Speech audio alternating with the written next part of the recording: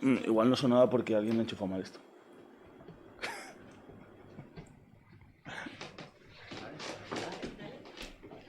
Hola. ¿Ya? Una cosa.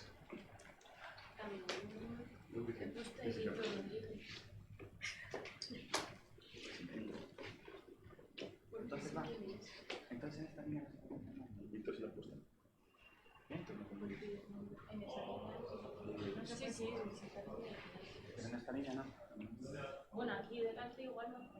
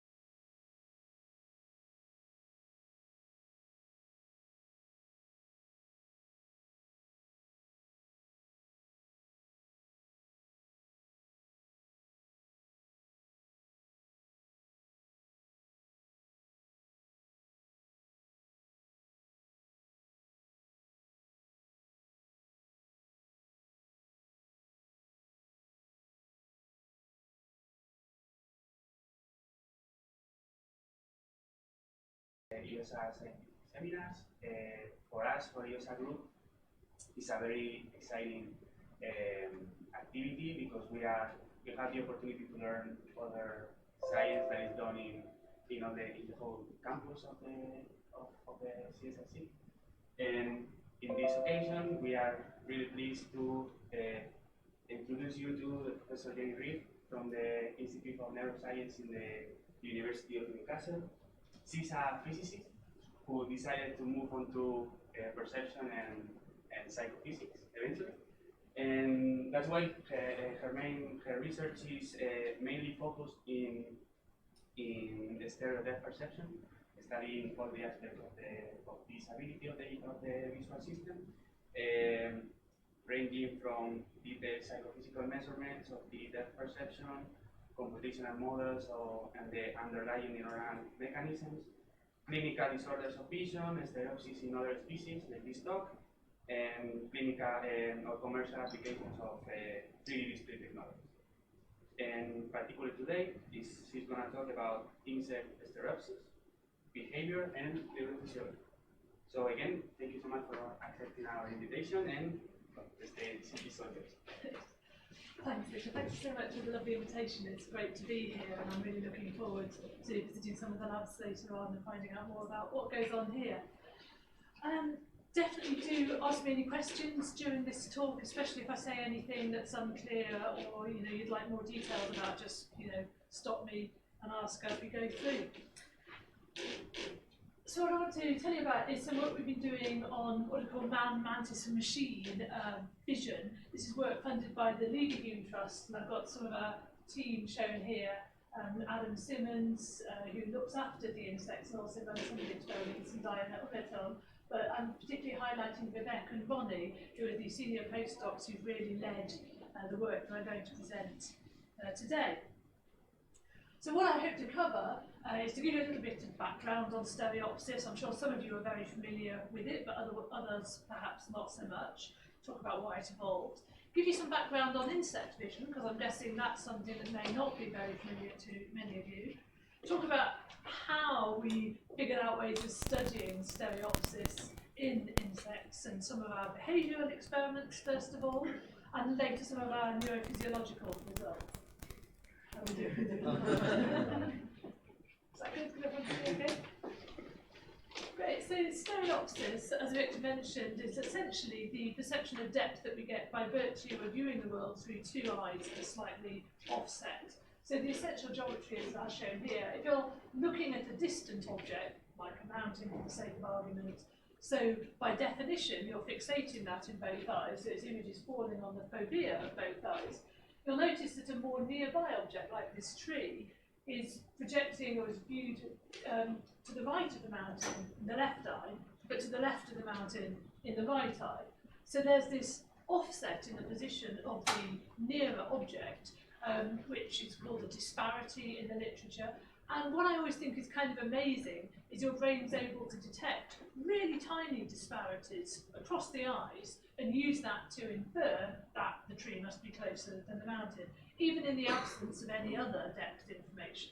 Of course, I do want to stress that stereopsis is not the only source of depth information. It's not like the world appears flat when we close one eye. We still have shading and occlusion and perspective, motion parallax, and all those other depth views. But stereopsis is a depth view, and potentially quite a powerful one, because it just depends on this very basic geometry.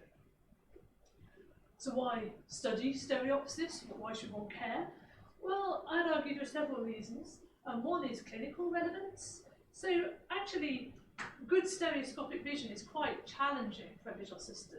As you can imagine, you have to have good vision in each eye individually. You also have to have good ocular motor control, at least if you're an animal like us, with mobile eyes, because you have to be able to point both eyes at the thing you're looking at. And finally, you need brain mechanisms to put all that information together, extract the disparities, and figure out depth. So if you have good stereoscopic vision, it's a kind of proof that everything before that is working in the visual system.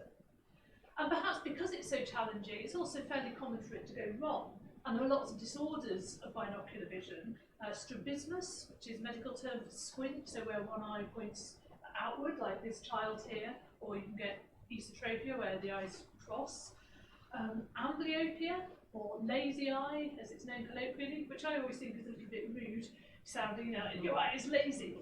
But what it is that's low vision in one eye, not because of any problem with the eye itself, with the lens or the retina, but simply because the brain is not listening correctly to input from that eye, and so the eye ends up being effectively blind, even though there's nothing wrong with it. Double vision, that can be a problem where people perceive the inputs from both eyes but not correctly lined up. So there's a whole plethora of these disorders, and some of them emerge during childhood, some of them only occur later in adulthood. So it's important to understand the system so that we can try and understand how to put it right. And actually, binocular disorders are now the most common cause of visual impairment in children in the developed world, where, of course, we've luckily eliminated many other causes of visual impairment that were present in the past. So I'd argue it's important to understand binocular vision just for that reason. As Victor mentions, it's also got implications for industry and business and technology. Increasingly, we now have 3D displays. You can get 3D TVs, you can go and see 3D movies, you've got virtual reality and so on. Some of the applications are simply entertainment, but some of them are quite important, like keyhole surgery, where the surgeon is not viewing the patient's body directly, but is viewing it on a 3D screen via cameras and manipulating tools remotely. It's important to understand how that surgeon is perceiving depth in the display and any artifacts that might create misperceptions of depth, for example. So there are lots of applications where, again, it's important to understand how we perceive stereoscopic depth. Another application is machine vision. So stereo vision is kind of a handy way of perceiving depth. It's low power in the sense that it's purely passive. So a lot of alternative ways of seeing depth that machines use at the moment rely on active vision, where you send out some patterned light or maybe ultrasound, and then you receive a signal back and you get depth from that, which is fine, but it consumes a lot of energy. And I assume it's for that reason that such active solutions are quite rare in nature. So you see bats with their ultrasound, or dolphins, but those are solutions that seem to have evolved only where vision was really impossible, because bats are manoeuvring in the dark, or dolphins are in muddy water. If there's any chance of using vision, everyone seems to have gone for using vision, presumably because it's so much more efficient. And yet it's proved challenging for human engineers to devise stereoscopic algorithms that work as well as our own human stereopsis does. So again, by understanding biology better, we might have new light shed on such algorithms and machines. And finally, of course, you should just study it for science, because it's cool. I really like this quote from Steven Pinker. He wrote this big psychology sort of popular science book called How the Mind Works. And he has this nice quote that stereo vision is one of the glories of nature. And I really like how he lays out here, it's a paradigm of how other parts of the mind might work. So for sure, stereo vision is just one quite narrow aspect of our perception, but it kind of has everything in it, if you see what I mean. It's this particular computation that our brain's doing that results for us in this perception of space. And isn't that the fundamental mystery of the brain? Like, how do we get conscious perception from this information processing?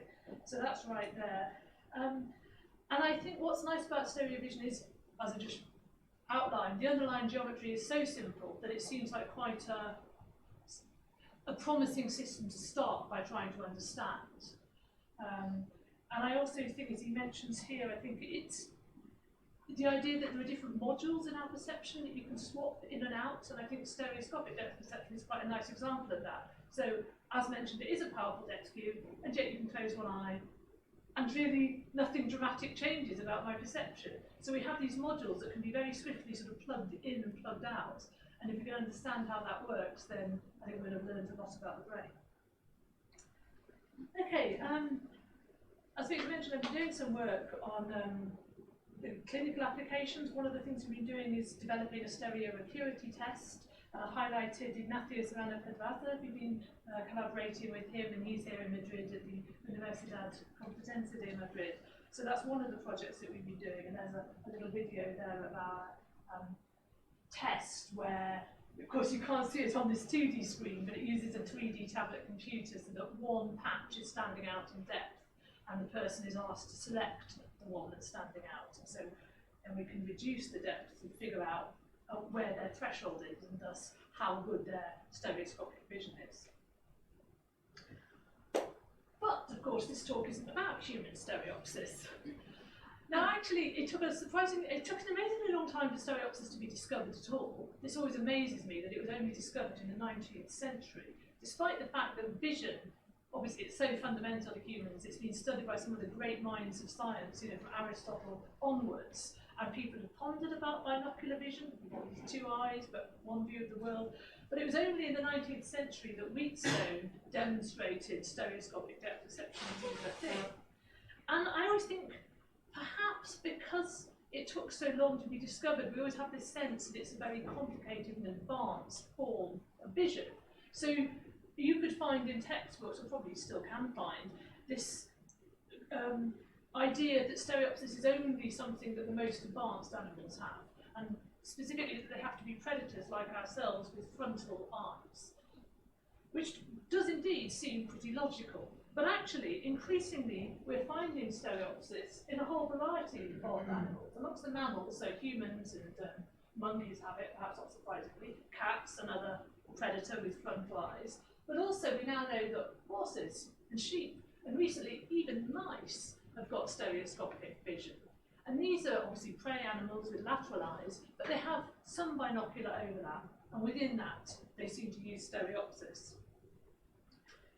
In other taxa, we also know stereopsis in birds such as the barn owl and the falcon, so again, frontal-eyed predators. We don't really know whether it's found in birds like sparrows, that would be an interesting question. We found it in amphibians, in toads, and also in insects, so the praying mantis, which is so far the only invertebrate that we know has stereoscopic vision, although there's some suggestive evidence coming online about other species. But what's interesting is that the last common ancestor of these creatures was 500 million years ago.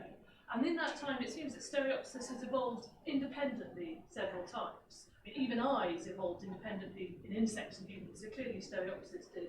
And in fact, there were details of the binocular brain projections that suggest even between mammals and birds, binocular vision and thus stereopsis evolved independently. So that's really interesting, I think, where we've got an example of this convergent evolution. And I think we can learn a lot by comparing how these different taxa solve the problem. People often ask, well, what about all these other animals? Don't jumping spiders have stereopsis? What about dragonflies? What about hammerhead sharks, where they seem to have evolved a very large binocular separation? It's really suggestive. I think many of these animals will turn out to have stereopsis, but of course it's just so hard to prove conclusively that an animal does. And in most of these species, it hasn't even been investigated, let alone proved. So, you might be asking, how do you know that a praying mantis has stereopsis? And that comes from some lovely work by Samuel Rossel in the 80s, and he did this beautiful experiment. So it all depends on the nature of praying mantis predation. So most species are ambush predators, so they lie in wait, and then when a careless fly or whatever comes within range, they'll strike out with their spiky raptorial forearms and grab the insect. And people had speculated, again back into the 19th century, shortly after the discovery of stereopsis, maybe insects like praying mantis use stereopsis.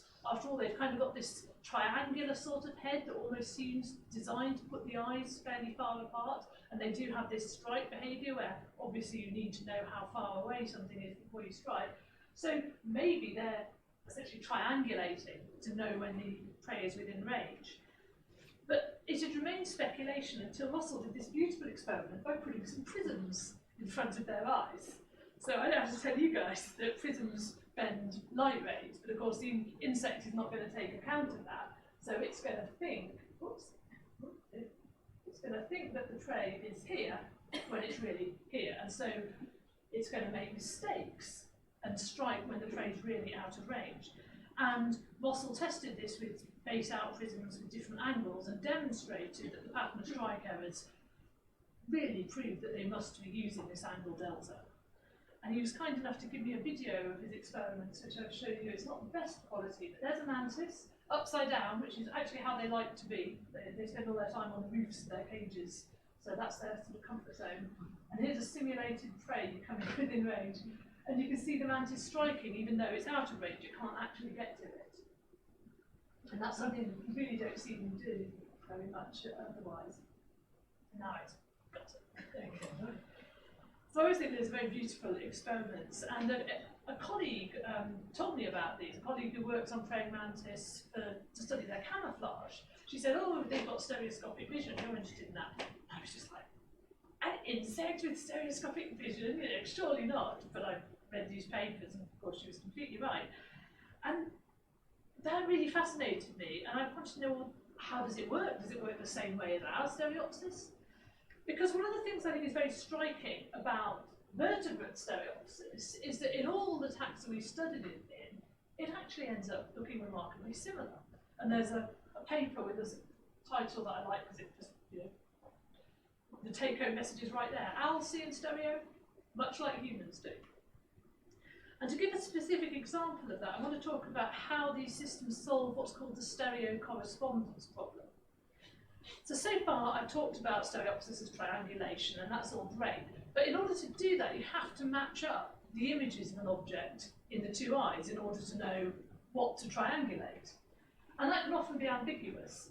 So suppose you have a situation like this where there are two identical or very similar objects out in the world, so the retinal images are like this.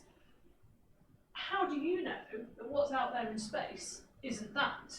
You know, with appropriate adjustments of size, this would create exactly the same retinal image. So how can you distinguish between the two?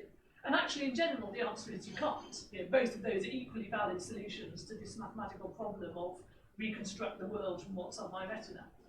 So any system that's trying to reconstruct that has to use sort of heuristics and assumptions about the structure of the world. Now, what we've learned from studying vertebrate stereopsis is it basically works by cross-correlation. So you take a little image patch and you cross-correlate it with lots of different corresponding patches in the other eye, and where the correlation is highest, you say, ah, that's what belongs together. And the nice thing about that is it's a metric that works really well in pretty much any sort of image. So in an abstract dot pattern like the one you just saw, or in a natural scene. And this correlation is a really common goodness of match metric that's used in lots of stereo algorithms in machines. And as I say, it also seems to be used in humans and monkeys and cats and barn owls. So it seems that these have independently evolved a fairly similar form of stereopsis. So naturally I wanted to know, well, what about insects? Have they evolved something similar as well? But before I get onto that, I just want to detour a little bit to talk about insect vision, because in my experience people often have questions about, well, you know, isn't it all different because of their compound eyes and so on? And it's true, insects do have these compound eyes, so their vision is made up of lots of little tiny lenses that each see a different proportion of the retinal image. I want to lay to rest a long-lived myth about insect vision. So again, this was actually put to bed in the 19th century, but if you sort of peel off the cornea from the front of insect eyes and look through it, then you can see the world duplicated many times. This is an image of the number 7 seen through a piece of insect cornea, and you see it's duplicated. So that led to the really strange idea that that's how insects see the world, right? That they also see the world duplicated many times over, as you can see illustrated in this 1958 documentary. You'll be all right now. I know it's working. And through his eyes.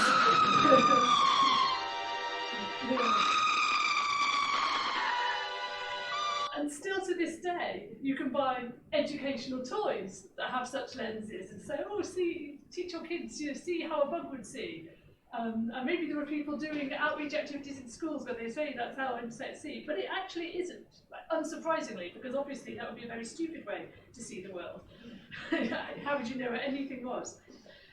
So the difference is basically, you have a simple eye like humans, where rays from a particular direction are collected all across the pupil and then all focused by the lens onto a single photoreceptor, and then light from a different direction is focused onto a different photoreceptor. In a compound eye, each little facet accepts light from one direction only. And then light from a different direction is collected by a different ommatidium. And you can see that much of the light then is going to waste. It's just not being collected by any ommatidium. So compound eyes are much less efficient. They don't make such best use of the light. But the end result is simply a retinal image, a rather coarse one, but there's no sort of qualitative difference. I thought I'd also point out that compound eyes don't have a pupil, which is an amusing statement when you see things like this, because of course mantis eyes look as if they have a pupil.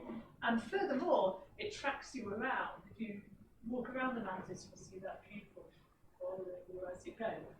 But it's not really a pupil, it's a pseudo-pupil. And all it is the ommatidium that's on the direct line of sight to your eye. So whereas light from the rest of the eye is bouncing off the eye, the mantis eye, and into your eye, light from that ommatidium is not, and so it appears dark. And of course that is also why it follows you around.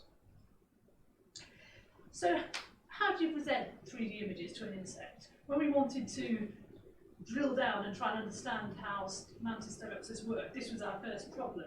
And Vivek worked really hard on this, and it took us about a year to get the solution I'm about to outline to you. You might think, well, why don't we just use prisms? But of course, the trouble is with prisms, they're effectively only shifting the entire scene nearer or further, and we wanted to present more complicated images to test hypotheses about their vision. So this is the solution we came up with. I don't know if we can turn the sound up at all. I've got sound on this video. It's going to be... So how can this animal with such a minute brain have stereo vision? And how would you even test this? Vivek decided that the best way was to take the insect to a 3D action movie. Really? In order to see the movie, Vivek needs to make some very, very tiny 3D glasses for the praying mantis. We came up with the idea of 3D glasses. With these two different glasses on each eye could be shown a different stimulus. So after various attempts at getting this done, the one approach that seemed to work was to use colored filters.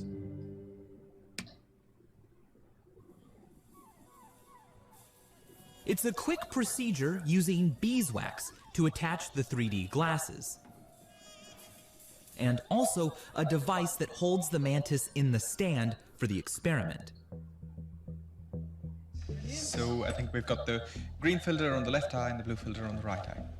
So I'm just going to put it on the stand. How can they make sure the mantis is really seeing 3D?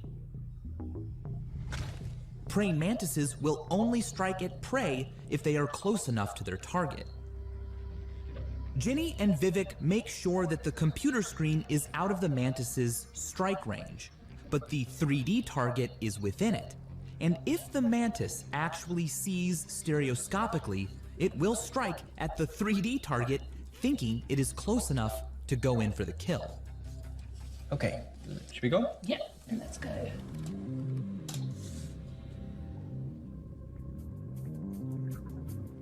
Wait for it. Wait for it. And strike. So there you go. So that's the basic idea. So of course, essentially the same as these old style red-blue 3D glasses. They're not great for humans because we've got colour vision and they cause colour rivalry. But mantids, kind of unusually among insects, do appear to be monochromats. So they only seem to have one type of photoreceptor, which is what's shown in the black line there, with the human cone sensitivities superimposed for comparison. So we can use colour to display 3D in this way, and then the animal's viewing it through these coloured filters, so each eye is only seeing one of the discs as a kind of dark hole in the light reaching that eye. And because they don't perceive colour, they're not going to be bothered by the colour rivalry, and we can use that to manipulate the depth. So all the behavioural experiments I'm going to show you basically contrast these two conditions. So at the top, we've got what we call crossed disparity because the lines cross over. And hopefully you can see that now we're simulating a prey object within catch range, even though the screen is physically out of the catch range. And we see if the animal strikes at it. And then as a control, to prove that the strike was really driven by the stereo disparity, then we swap over the images for left and right eyes. So that's the uncrossed condition, and actually the lines then diverge, so we wouldn't expect the mantis to see any depth. And sure enough, they essentially never strike in that condition. Maybe that's an overstatement, but there's a massively significant difference in how often they strike. So that's great, and that was our first piece of work, but basically that's just replicating Russell with a different display technology. So it proves that our 3D glasses work, but okay, now we want to go on and ask how does anti-stereopsis work? So what did we get to? Well, you remember that human stereopsis works by cross-correlating left and right eye images. The first question we wanted to go after was, is this how anti-stereopsis works too? And I'll tell you, I was pretty sure the answer was going to be yes, because this is a beautifully simple algorithm, right? You know, people say, oh, stereopsis is a very complex ability, only really complicated animals like humans can do it. Cross-correlation, you know what I mean? You can do it in MATLAB, there's 3 lines of code, it's not hard. I bet you that's how insects do this. But we have this problem, so human stereopsis, one of the key pieces of evidence that it works by correlation is that it's very disrupted if you make an image anti-correlated. So what's going on here, here's a random dot pattern, and then the central disk has been, a disparity has been applied, and we perceive that as it standing out in depth. And then this is sort of zoomed in to show the relationships between the dots and left and right eye. They're identical apart from a shift. Whereas an anti-correlated image, you swap over the dots so that all the white dots become black and the black dots become white. And that manipulation essentially destroys human stereopsis, because of course if you're looking for the peak correlation, well, it's now become a negative correlation, so you can't do it. So we wanted to ask, does this also damage insect stereopsis? We had this slight complication though, that they only strike at moving prey. I would like this little video as a demo of that. There's a cricket, Mantis knows it's there, she's doing this peering movement. She doesn't actually attack it until it moves an antenna. Very tiny movement it makes, yeah. It moved and she went for it. So we can't just display the static images because they'll just never strike.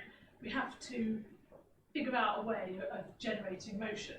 So as you saw that sort of spiral pattern, that's been our kind of canonical stimulus just because we found it tends to get them going. I think because it sort of goes round and round and they can see it and they get all excited and then it comes to rest right in front of them and they're all pumped up and they strike at it. So we wanted to do that with random dot pattern. So what we've done here, is have a little chunk that moves around, one for the left eye, one for the right, and then of course we can swap that over to get our control condition. So that's what's going on, and the image actually looks something like that. That's the sort of speed that they like most. So we did that experiment, and what I'm plotting here is the percentage of strikes, so what are the chances that they strike in any given trial, for the uncrossed disparity where the depth is undefined, we did one where it's actually on the screen, so at a distance of 10 centimetres, and for the crossed one where it is meant to appear 7.5 metres from the screen, so 2.5 centimetres in front of the animal. And you can see there's this massively significant difference in strike probability. So even in these random dot patterns, they're clearly perceiving depth. And that's a correlated random dot pattern. So we can do the same, making all the dots anti-correlated. And in humans, we knew what we would find here, but we did it anyway. We find that with humans, they're just fine when the dot pattern is correlated. So we're plotting here, with the humans we asked them, does this disk appear in front of or behind the screen? And you can see they're saying behind or in front based on the sign of the disparity in front of or behind the screen, as we would expect. But for anti-correlated and in fact uncorrelated, where we have random different dot patterns in the two eyes, they are completely a chance, they don't have a clue. So confirmation that for humans correlation is really important. But what surprised us was that the mantids could discriminate depth regardless of correlation. So the blue and the red are for large dots and small dots. We thought that might make a difference, so we had dots that were big or small compared to the size of one Armatidium. It didn't make any difference. And the correlation status, as you can see, makes essentially no difference. So again, even where the dot pattern is completely unrelated between the two eyes, the animals still strike at the cross disparity and not at the uncrossed. So this amused me because there was the literature kind of saying stereopsis is something so complicated only humans can do it. Not only can insects do it, they actually outperform undergraduates in these extremely artificial, strange stimuli that neither of them will ever have seen before. We used another stimulus as well, we call a luminance flip stimulus. This video doesn't work terribly well, but what's actually going on here is that you see that thing moving across. What's actually happening is that each little dot in the pattern is changing from black to white or vice versa when the target passes across it. So this is important. It's a second order motion stimulus because nothing is actually physically moving from left to right across the screen, and yet of course you can all see something moving from left to right across the screen. And we can do that with the location offset between the left and right eyes, and sure enough mantids can also discriminate depth in this luminance flip type video. So the sort of picture we're coming to is mantis stereo vision seems to be based very critically on temporal change. And you can actually, the simplest way of understanding this is to imagine that their visual system takes the inputs to both eyes, passes them through a high pass temporal filter, so you're just picking out where things are changing, and that's what's shown down here. So of course it's the edges of the disc there where things are changing. And then it's much simpler to extract the disparity of the median region, and potentially you could use cross-correlation for that. So that's really the picture we've come up with from our behavioural experiments so far, and quite contrary to my expectation, it seems that mantis stereopsis is actually fundamentally different to humans. They don't seem to use correlation of the light and dark pattern at all. They do seem to be based on image change over time, and very importantly, that seems to be critical for them. So the next question then that we had was, okay, well, this is great. One of the key advantages of studying an insect is the power, potentially anyway, to drill down into their brain and figure out where these computations are happening. And I have spent some of my time in a primate neurophysiology lab, so we were trying to do that for monkeys, but even a monkey brain is super complicated, just millions and millions of neurons, even in primary visual cortex. You can't ever see which one you're recording from or how it's connected to others, so you're kind of working blind in this vastly complicated system. Whereas a mantis brain, which is shown here superimposed on their head, it's only got around 1 million neurons in total. So, how complicated could it possibly be? We'll be able to figure this out in no time. And so that's work that Ronnie Rosner has been doing for the past few years in my lab. He's currently seeking a faculty position. I thought I'd take this opportunity to put that out there. So if anyone would like a super talented insect neurophysiologist, straight behavioural anthropologist, then please get in touch. So I've got a video again showing the sort of work that he's been doing. But how does it work? To find out, Ronnie Rosner has begun to map the nerve cells involved. What's that noise? These are the electrical pulses neurons use to communicate with each other. Ronnie places electrodes inside individual neurons in a mantis's brain and records electrical signals while showing the mantis the 3D moving circle. And it looks like this neuron might actually be a visual neuron. I think it responded to our selling disc stimulus. Ronnie uses this setup to figure out what it is particular neurons are responding to. Once he's found an interesting neuron, it's off to the microscope to have a closer look. So what you're seeing here is an actual nerve cell in the praying mantis brain that has been stained. And now, finally, we know how the neuron actually looks like, which we recorded earlier on. Ronnie is then able to construct 3D images of each nerve cell he studies. This particular cell is one of the most exciting neurons we recorded from, because it responds to prey-like objects in the striking range of the praying mantis. So when we saw the mantis striking, a neuron like that would have been firing. Exactly. And you can get a better understanding in this way of where the neuron might receive input, like here, for example, or here, and where it might send its output, here or here.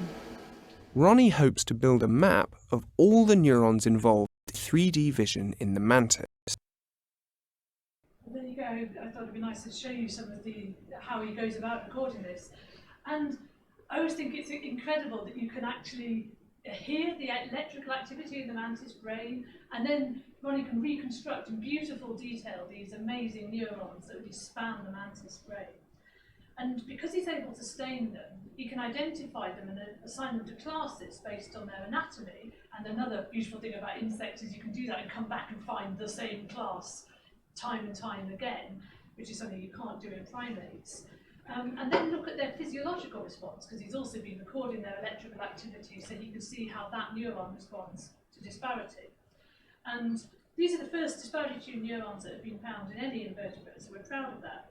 And in the time remaining, I'm just going to briefly describe 3 classes. They've been given names based on their anatomy, Tau-Pro, COCOM, and TME-set, just to give you a sense of what we're learning about the circuitry of mantis stereo vision.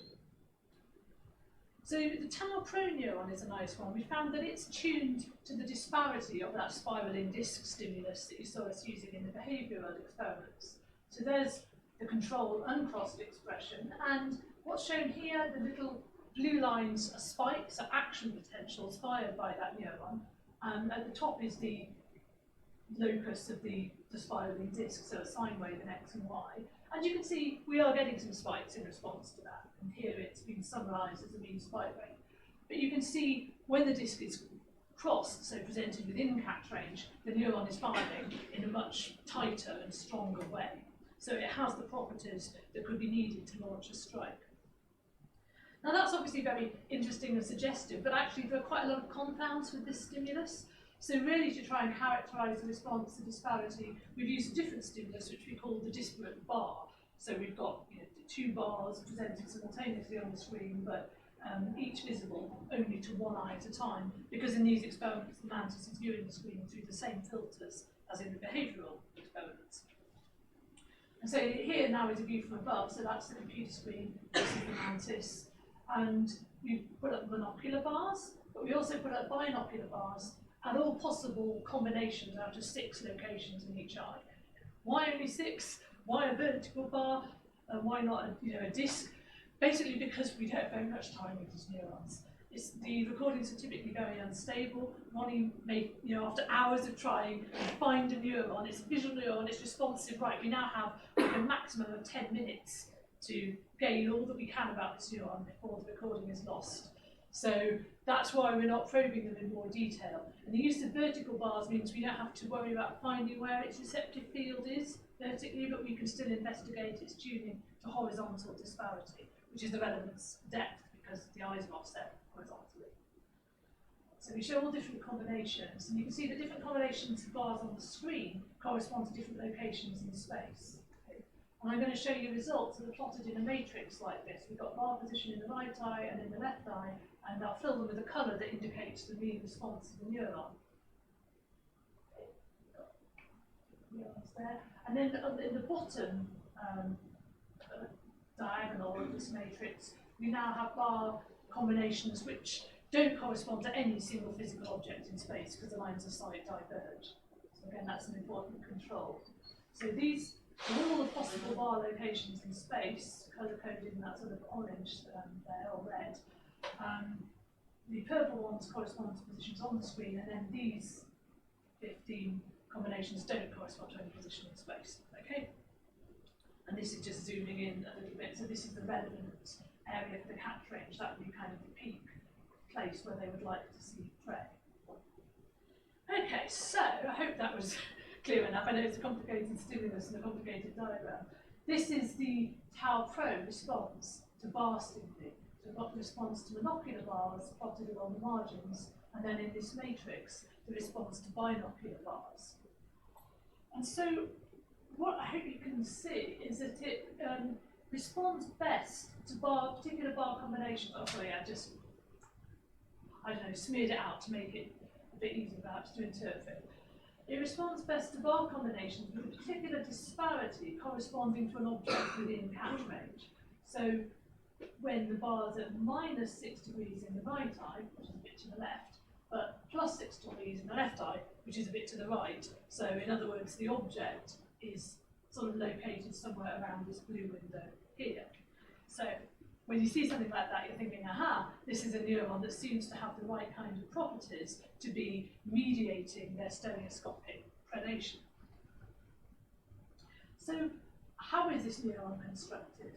One interesting thing is you'll notice if we put monocular bars up in the right eye, we get no response at all. If we put bars in the left eye, we do get a strong response to bars at +6 degrees. And in the binocular case, the response to this left eye bar is modulated by the position of the bar in the right eye. And so something like that immediately suggests that we may have inhibitory input from the right eye. So of course you don't see it when you probe the right eye alone, because it doesn't cause any spikes, but it's revealed with its modulation effects here. And so to try and quantify that, we took a model that was actually developed for cats, so from vertebrate stereopsis, where you have a left eye input pass through some receptive field function, RF and receptive field, right eye input.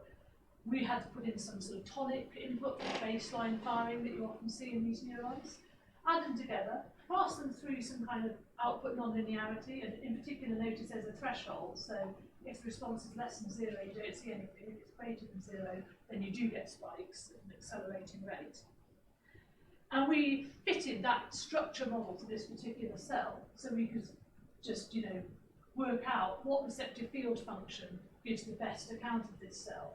And this is what we came up with. So this is the putative response from the left eye based to bars at each of our 6 different positions. So obviously we're getting most response at the +6.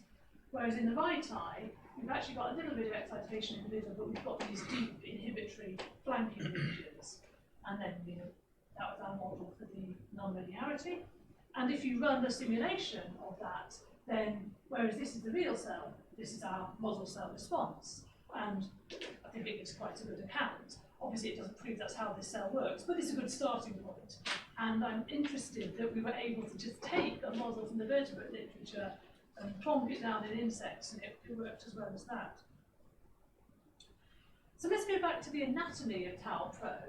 The other beautiful thing about this, compared to, say, the monkey, where you're just like, I recorded from the cell, it was in V1, that is all I know. Here, we know everything about this cell. We've got this beautiful staining, so we can say that it received input in the outer and interior lobes of the lobular complex of the optic lobe. So the optic lobe is the main visual area of insect brains. And then it projects on the same side as its soma to this region of the protocerebrum in the middle part of the mantis brain. And intriguingly, that's where descending motor neurons receive input. So this neuron does seem really well placed to be able to take that information and go, yes, there's a prey object within range, launch a strike. So we're going to do a sort of schematic diagram where we're going to put this neuron. Here's a more realistic depiction of a mantis brain. Here's a sort of floppy diagram type thing. So we're going to say this is the neuron Tau-Pro represented in blue here, and it's receiving input in these regions and sending output there, and we suggest onto a descending neuron. And we're trying to build up a circuit diagram in this way. Now you might notice something interesting about Tau-Pro. It's unilateral, like it's only on one side of the mantis brain. But as you saw, it's binocular. It's receiving input from both eyes, inhibitory input from the right eye, but input, it knows something about the bar that's being shown to the right eye. So where is it getting this information from? One possibility is suggested by another neuron we found, which Bonnie has dubbed COCON. This neuron, you can see it here very faintly in blue, it goes right across the mantis brain, spanning the optic lobes. It links the outer lobes of the lobular complex, and it receives input in the lobe where it's got its cell body, its soma, and then projects output on the other side of the brain, and also in the central brain. Interestingly, it itself is also disparity tuned, so it's also binocular, and again it's selective for distances in the cat range. So this is an example COCON neuron. This is its response to our spiraling disc stimulus, where again it responds better for the stimulus that's within range, and this is its binocular matrix response to the disparate bar stimulus. So it seems like pairs of COCON neurons could be well placed to combine binocular information. You've got these sort of reciprocal pairs we're postulating. So as I've tried to show here on this circuit diagram, where they're receiving input directly from this eye, and then indirectly from the other eye via another COCON neuron.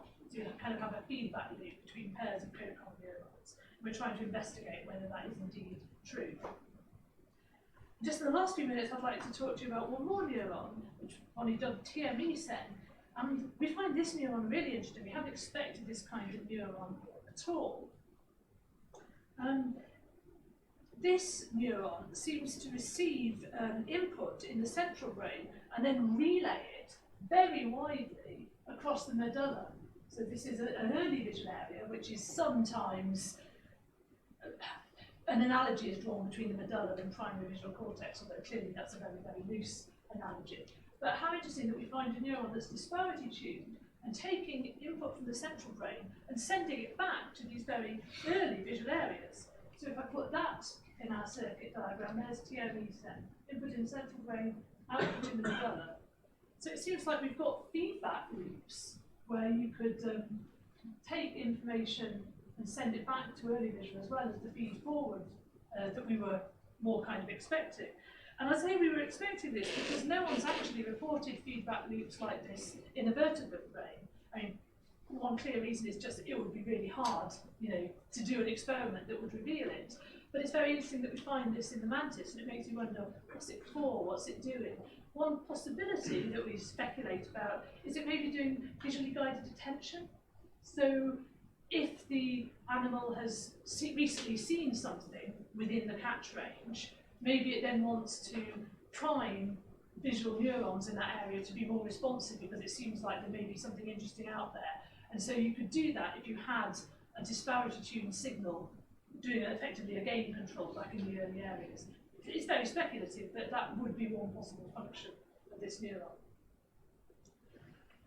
Okay, so that's really all I wanted to tell you today. So the summary of what I want to sort of communicate, I think it's really amazing that praymantids, the only invertebrate that we know has stereopsis so far.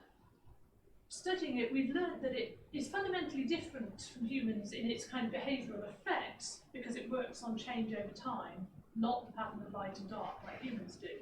But the subsequent processing may actually be rather similar to ours. So by putting a different front end on the system, by having, say, a temporal high-pass filter, you can get really different behaviour, but perhaps with rather similar brain mechanisms. So I feel this is interesting light on what evolves convergently, similar across different taxa, and what evolves differently. We found that the brain circuits underlying mantis stereopsis are surprisingly complex. So I talked about 3 classes of disparity tuned neurons. One has actually come across examples of many more classes, not all of them as well characterised as this. Sometimes you just get a single neuron, but we know it's a distinct neuron because you've got all its anatomy. People had speculated originally that, well, insects, they're super simple, right? The underlying brain mechanisms must be very simple. It's probably an AND gate. Prey in left eye, prey in right eye, and launch a strike. And then under those kind of models, you wouldn't find any disparity tuned neurons in the brain at all, right? All the disparity tuning would effectively be done at a single motor neuron, but that's not what we find. We find a lot of machinery, lots of neurons, different classes of neurons that are all apparently trying to do mantis stereopsis. However, it's got to be simpler than our own stereo vision because they just don't have that many brain cells. And so I hope it'll be a valuable new inspiration both for understanding our own vision and maybe giving insights into new forms of machine vision. So thank you very much.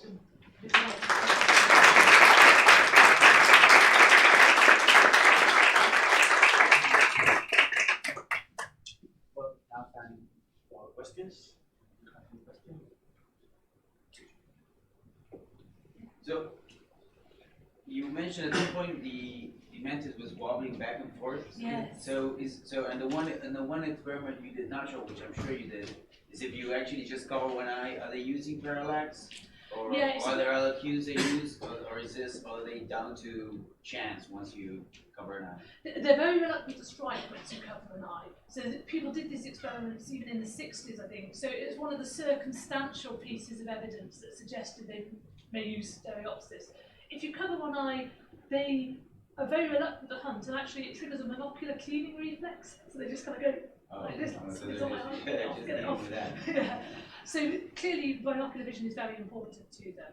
And you can do experiments where you present monocular stimuli and we don't get strikes in our setup. As to motion parallax, so there is evidence that they use motion parallax when they're jumping across gaps. Clearly, a lot of people would think that peer invasion is motion parallax, and it might be. I also wonder whether it's actually turning their vision on. So if we're right about this high pass filter, I think they just don't see anything when everything's stationary, including them. So something moved, so they knew it was there, then it stopped. So now they have to go like that to kind of turn their vision on. Yes, it's there, but is it a pebble? I don't know. Is it going to be? Only when it moves do we apparently think, right, okay, yes, it must be alive, go for it. And then they strike. So that would be my guess about what's going on there. What about other insects? I mean, it has not been found, but is it because it has not been studied? Yeah, I think so. Because I think praying mantises, because of their predatory behaviour, they just really lend themselves to this. They like to wait still, so you can just position them in front of your computer screen, put these prisms or glasses on, and watch their behaviour. Dragonflies, for example, robber flies have been suggested. There's some great work from Trevor Wadlow, Paloma Gonzalez-Benito looking at this. But, of course, they're much harder because they fly to catch their prey. So I don't know how you could possibly go about simulating 3D prey. You know, I don't even know how you would do that. So the evidence there is much more circumstantial, and they've done some interesting behavioural work kind of showing that when the animals appear to sense depth, and they're trying to rule out that they could be using other cues, and leaving Stereopsis as the only available cue. And some of the neurophysiology, because I think neurophysiology might actually be the best way of going about this, right? If you could get binocular disparity tuned neurons like we found in mantis, that also would be very strong evidence, I think. I don't think they've quite done that yet, but they have found binocular neurons, and so again, that's sort of suggestive that they probably do have Stereopsis.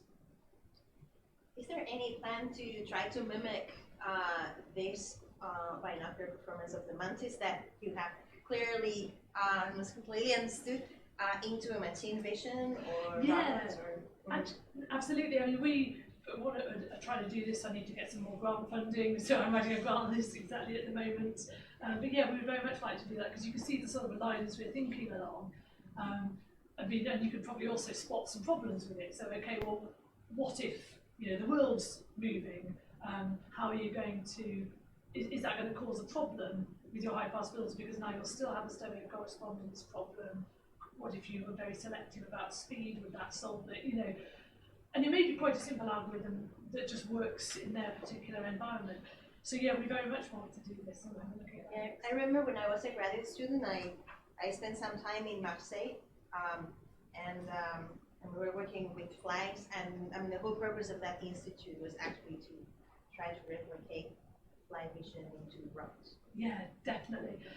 One of the things I sort of realise if we try and do this is the extent to which you can't really separate out on these modules. In my ideal world, I'd just separate out Stereopsis and only study that. But as you mentioned, the peering behaviour, and the active vision, and the fact that they see something and then they turn, fixate it, and maybe walk towards it. Can we really hope to model their behaviour without incorporating some of that? So I'm actually talking to some people who've built a mantis bot-legged robot that can actually walk, and they've got a lot of the motor behaviour beautifully modelled, but they haven't got a very sophisticated mantis visual system that they're feeding into this yet. So I'm like, maybe we could work with them and marry that up. You have shown images of neurons, and we've seen microscopes in the videos, but I wonder what optical technique do you use to image the neurons? So, well, this is fluorescence microscopy after they've been stained during the recording. But one is definitely trying to find a less demanding way of doing it. So, of course, you get this beautiful information about all the anatomy, but it's incredibly painstaking. And he's just published a paper that represents about 5 years' work with something like 17 neurons, So it would be better if we could do something like calcium imaging or something where we might get less information about each neuron, but you would be able to collect more neurons more quickly.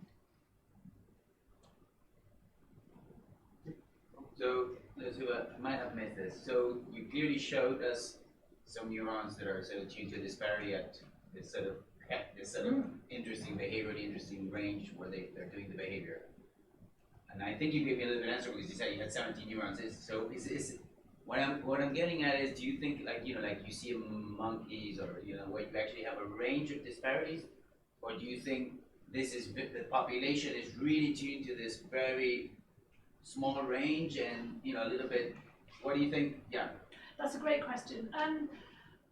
So yeah, you're right, it's a little bit hard to say with our sample size, but I felt like it was definitely sort of non-random in that we found more neurons that had clear disparity tuning to, well, the sort of very blob-like structures like this, we only found tuned to disparities that are more or less in the catch range. We found some neurons that were intriguingly, they seemed to be tuned to bright stimuli that were had impossible disparities. So actually they were more tuned to these bottom right regions. We think they may possibly be tuned to like the far background, behind the dark prey. So that's another type of neuron. We found more variation actually in direction.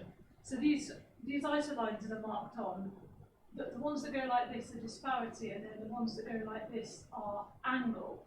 And we found clear examples of neurons that were tuned to things that were straight ahead, but also a bit to the left, a bit to the right. So that suggests it's looking within some region of space in front of the animal. We didn't find any that were clearly tuned to very near disparities, or really beyond. So I wonder if there's even, what perhaps you already thought about this, there's an interesting deep answer to the relationship between the tuning of the neurons and the behavior itself. How the behavior is, how action sort of shapes the properties of neuron, given that it's so tightly linked to the behavior itself. Yes, I would say my take on it is that our neurons do pretty much map well onto the behavior. That conclusion is only really limited by the resolution of which we did these stimuli. So just the geometry, you can sort of see here that you get these very big jumps. So we set up our stimuli to make sure we had bars that corresponded to the preferred catch rate, so 26 millimeter distance. But then the next combination is 100 millimeters to 10 centimeters away. And so we really have very little power to look at the tuning from 2.5 centimeters to infinity. That's really just one step in these experiments. So I can't make too strong claims about that. Of course, we need to go back and do more. And that's the thought with things like calcium imaging, where you might be able to keep neurons for longer, and then you could probe them in more detail and really get some better answers to these questions. Okay, if you have more questions, you can ask her in the coffee break that we have now. The presenters can give me the presentation for the laptop, and okay, we have a coffee break. Thank you.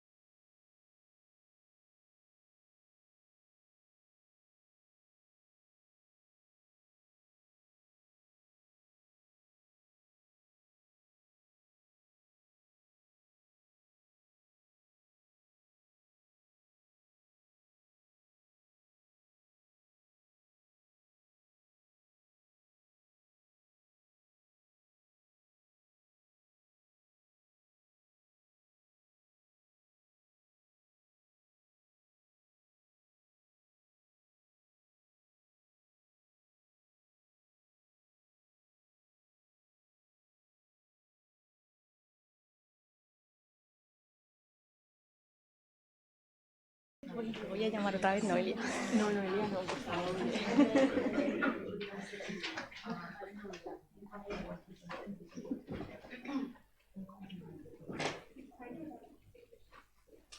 So thank you for staying for the second part. Now we will move for the short IOSA seminar that all the year we will have.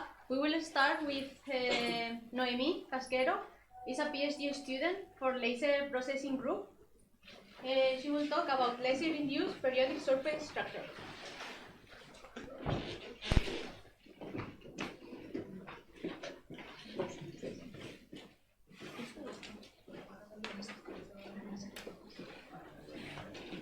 Hello everybody, thank you for coming. I'm Casquero and I'm going to talk about laser-induced periodic surface structure. Well, when we irradiate a surface with a laser, we have three possible scenarios. The first one, when the energy of power is low, is the regime of nanobubbles. The surface is unaffected. The second one, if the energy is higher than before, we have structures at the surface. And the third regime is the ablation regime, when the material is removed. These images show the three scenarios at germanium surface. I'm going to talk about this. It's a kind of structure generated by laser. Laser-induced periodic surface structure are a universal phenomenon that occurs on solids. These structures are quasi-periodic lines that emerge as a surface relief. They are generated on metals, semiconductors, and the electrics. They are fabricated by both pulse and continuous laser. In the images, we can see also germanium sample with lines processing, and there are leads inside the lines. The difference between the processing lines is the direction of the polarization. The morphology of the structures of lips depends on the material properties or the irradiation condition, like fluence or energy, number of pulses or scanning speed, polarization, angle of incidence, among others. In my case, there are two kinds of lips. Low special frequency lips, where the ripples width period is lower than the wavelength of the laser, and high special frequency lips, width period is lower than the half of the wavelength of the laser. In this spot, we can see both kinds of lips, and we measure the period of lips through the two-dimensional fast Fourier transform. In case of semiconductors, low special frequency lips are generated by the interaction of incidence laser radiation with electromagnetic wave scattered at may involve excitation of surface plasmon polarity. The other kind of lips is generated by other mechanisms like second harmonic, Evan-Step fields, or other different plasmonic effects, but the origin of these ripples is not clear. There are several applications of lips, but I'm just talk about four. The first one is colorizing surfaces. Lips act as diffractive grating, and we can see colors at the surface if there are lips. Other application is weighting. If you have a surface covered with lips, you can control the weighting of the surface. Other application is in medical field. Here we can see cells on the nanostructurated lines. It has been reported that lips increase the osseointegration at metallic implants. And finally, lips also can be used for typological application because decrease the coefficient of friction. And that's it.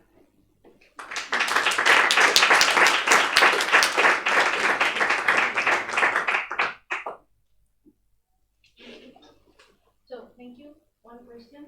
So, what is the main property that if you have like a material, what is your main property that you will find? What? For example, if you want to choose like a material, Yeah. what is the main property of the material for light? The absorption, I think. Because if you have a good absorption with your wavelength, you can have a better lights. So you're using germanium, can this be done in polymers? In? Polymers. Yeah, also. So what's the last thing you said, application? I didn't understand what it was. The last. Yes. Okay, tribology application is with liquids. It's change the friction with liquids. Do you need very high-powered lasers to Yeah, produce yeah, this? we have to very high power. What do you plan to do? I mean, of those applications, in which are you? I want to test another application. I think with aluminum, but I'm not sure. So, thank our speaker.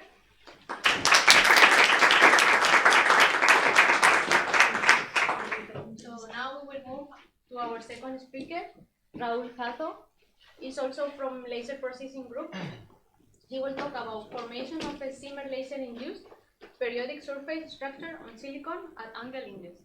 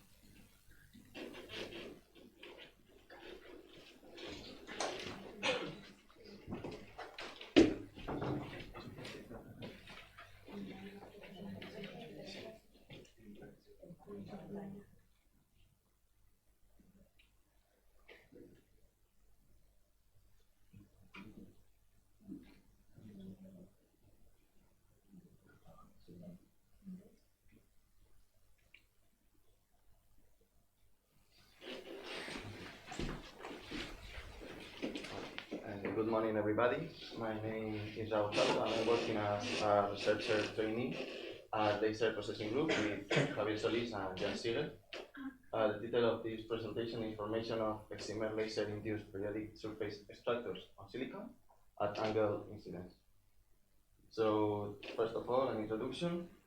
The objective is to generate ellipse, as explained Noemí, on the surface on silicon, using an excimer laser with a wavelength of 193 nanometers and a pulse duration of 20 nanoseconds, yielded P in an irradiation setup that yielded P polarization, changing the angle of incidence. So to do this, we irradiate a silicon sample, changing the energy, the number of pulses, and the angle of incidence. Here is an outline of the experimental setup, where the most relevant fact is that we use a Brewster angle, 57 degrees, in order to work with P-polarized light, because the light that comes out from the laser is non-polarized light.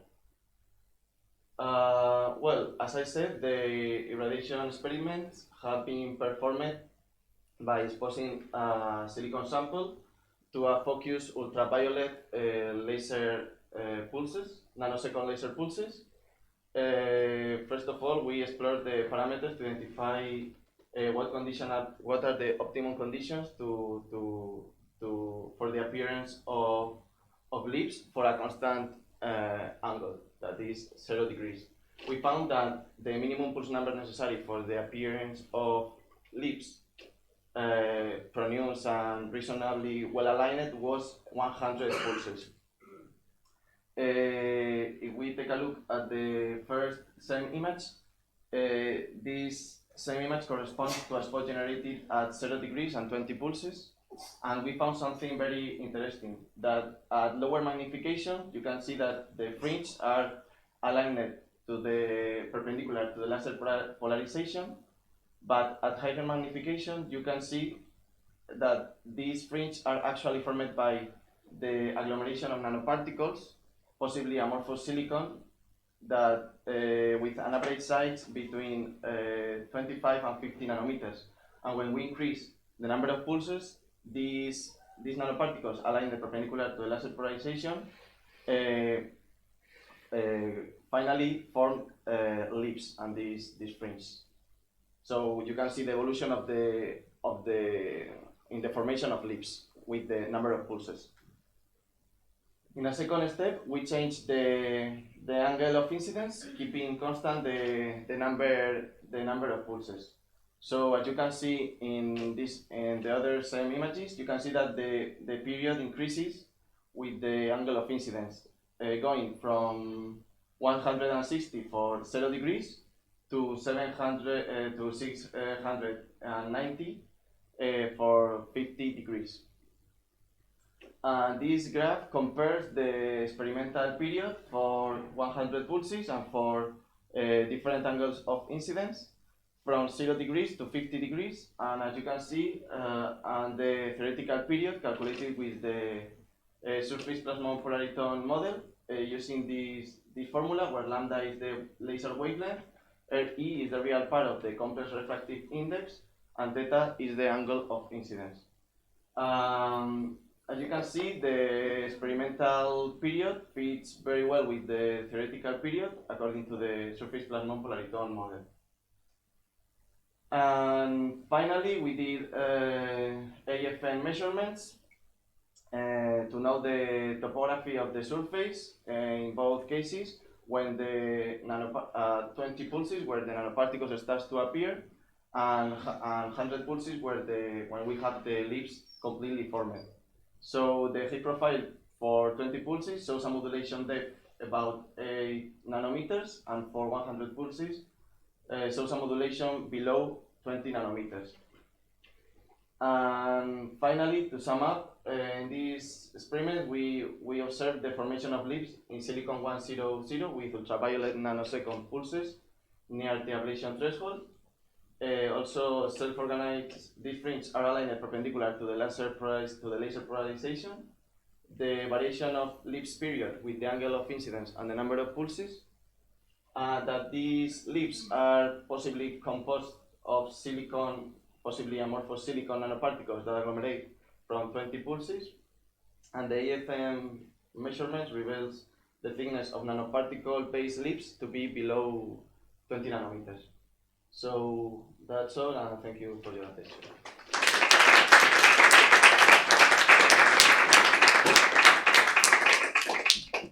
So, question?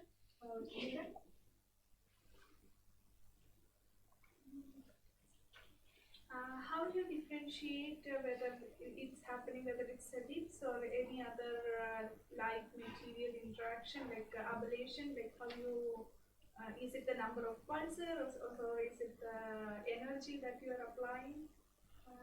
To get lips instead diffraction. Yes, you have to get a value of energy and the number of pulses to get lips. Below that, you don't have we don't have lips in the spot.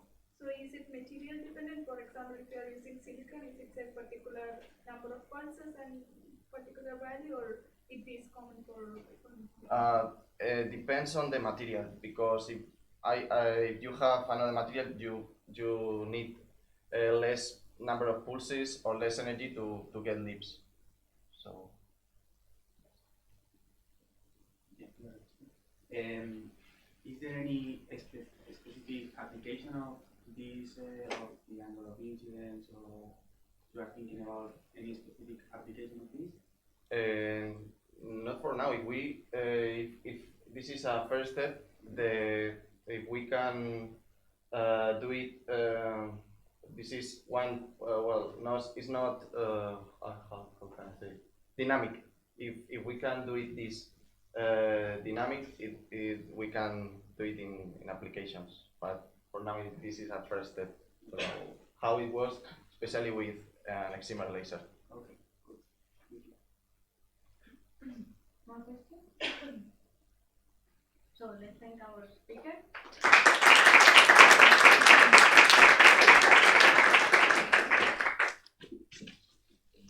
So now we will pass to another speaker from film optic group is Paloma López. She will talk about optics and structure property of magnesium and titanium multilayer.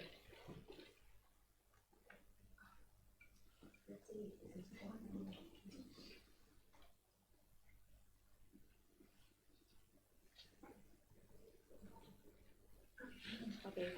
Well, hello everybody, I'm Paloma. I'm a PhD researcher in GOL, which is the Spanish acronym for Film Optics Group.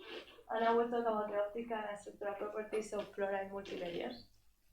So, in our group, we develop all kind of coatings for the far and extreme UV, which is called the vacuum ultraviolet because every material is very absorbent, but even air, so we have to work in vacuum conditions. We develop mirrors, dichroids, polarizers, and thin films, which I will be talking about.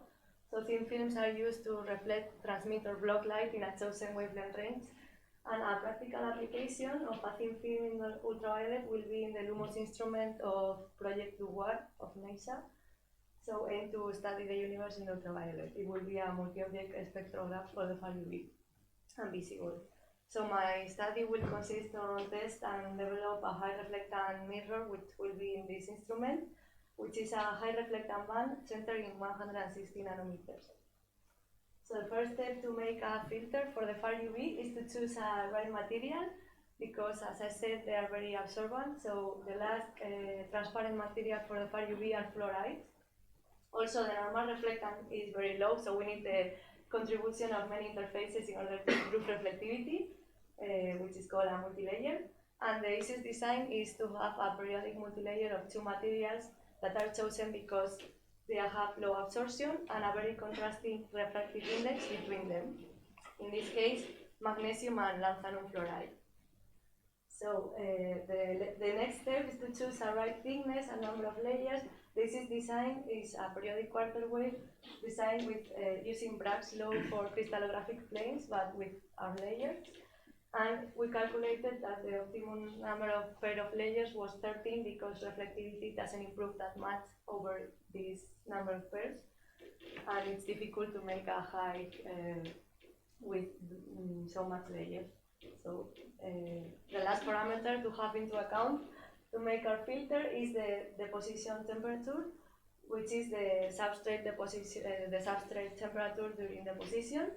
And it was seen in our group that the film roughness and density depends on this temperature in this way. The roughness decreases with temperature, so this is good because the scattering losses will be reduced, and the density increases towards bulk values with temperature, which is good also because the sample will have less porosity. So all of this increases reflectivity, and the optimal deposition temperature was 250 degrees for magnesium fluoride.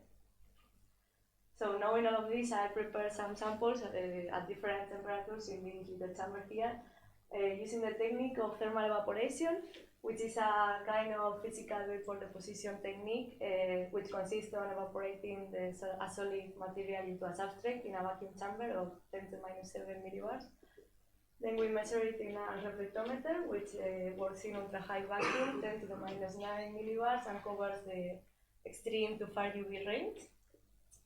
And these are some of the results I obtained for samples deposited at different temperatures. the room temperature sample has very low reflectivity, and the maximum was obtained for 200 degrees and decreases over this temperature. We also measured the evolution over time because we want that our samples are stable and reliable, but only 2 months by the moment, but I will continue making measurements. And to check the quality of our surface, we look at the microscope, and unfortunately we saw this cracking that appears increases in number and intensity with higher temperatures, and this is due to stress in the sample. So mostly the stress in a multilayer of fluorides must be thermal stress, also tensile type of stress, and this is due to the difference between thermal expansion coefficient between substrate and film. So when you deposit and then cool down the sample, the film and the substrate doesn't contract at the same rhythm, so the sample itself tends to curve. These changes in curvature, we can measure them with our optical profilometer, which can analyze the surface of our sample. So by measuring the curvature before and after deposition, we can obtain the stress value with a formula, and this is a macroscopic stress value. So these are some of the results for different samples. You can see that it's mostly a linear tendency with temperature of stress increasing. And this here is a new thing that we're trying on to minimize or reduce cracking. So it will have a good result because we have no cracks. But also the stress was higher because there hasn't been any stress release, because cracks are a way to the stress to release. So, but we'll keep on working that. So to conclude, I think the best sample was the obtained for 200 degrees. So the stress seems to behave linearly with temperature, and the future research will consist on studying new deposition methods or materials and characterize microstructural and optical properties of our samples. Thank you.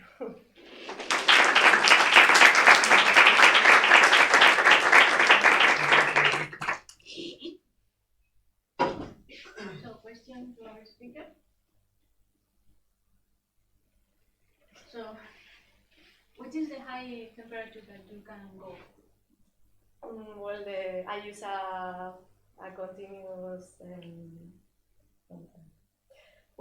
the top of the machine I'm using to heat the substrate, so 400 degrees or 500 or more, but it's not, it has no point to increase the temperature that much, because it will be horribly cracking. Do you think any other method of deposition can potentially increase the reflectance or improve the performance of these layers? Yeah, well, we use thermal evaporation because it's an easy way to work in this range in the ultraviolet. I think we found good results in reflectivity. I think most of the work in this range of these materials is made by that technique. But we can try sputtering or something. But by the moment I have this. Is there any way to prevent that cracking from happening? Yes, that's the thing I thought, because, well, like a system we're making in order to deposit that can minimize cracking is that thing we're trying on. But until I don't have more results, I won't say anything by the moment.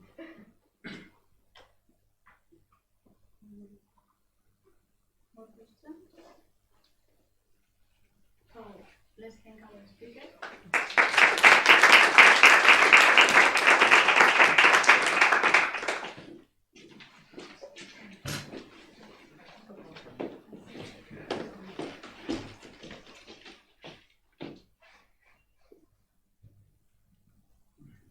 So we are going back to laser processing group. So our next speaker is Pilar. She will talk about, I have it here, effect of phosphorus silver nanoparticles on the luminous property.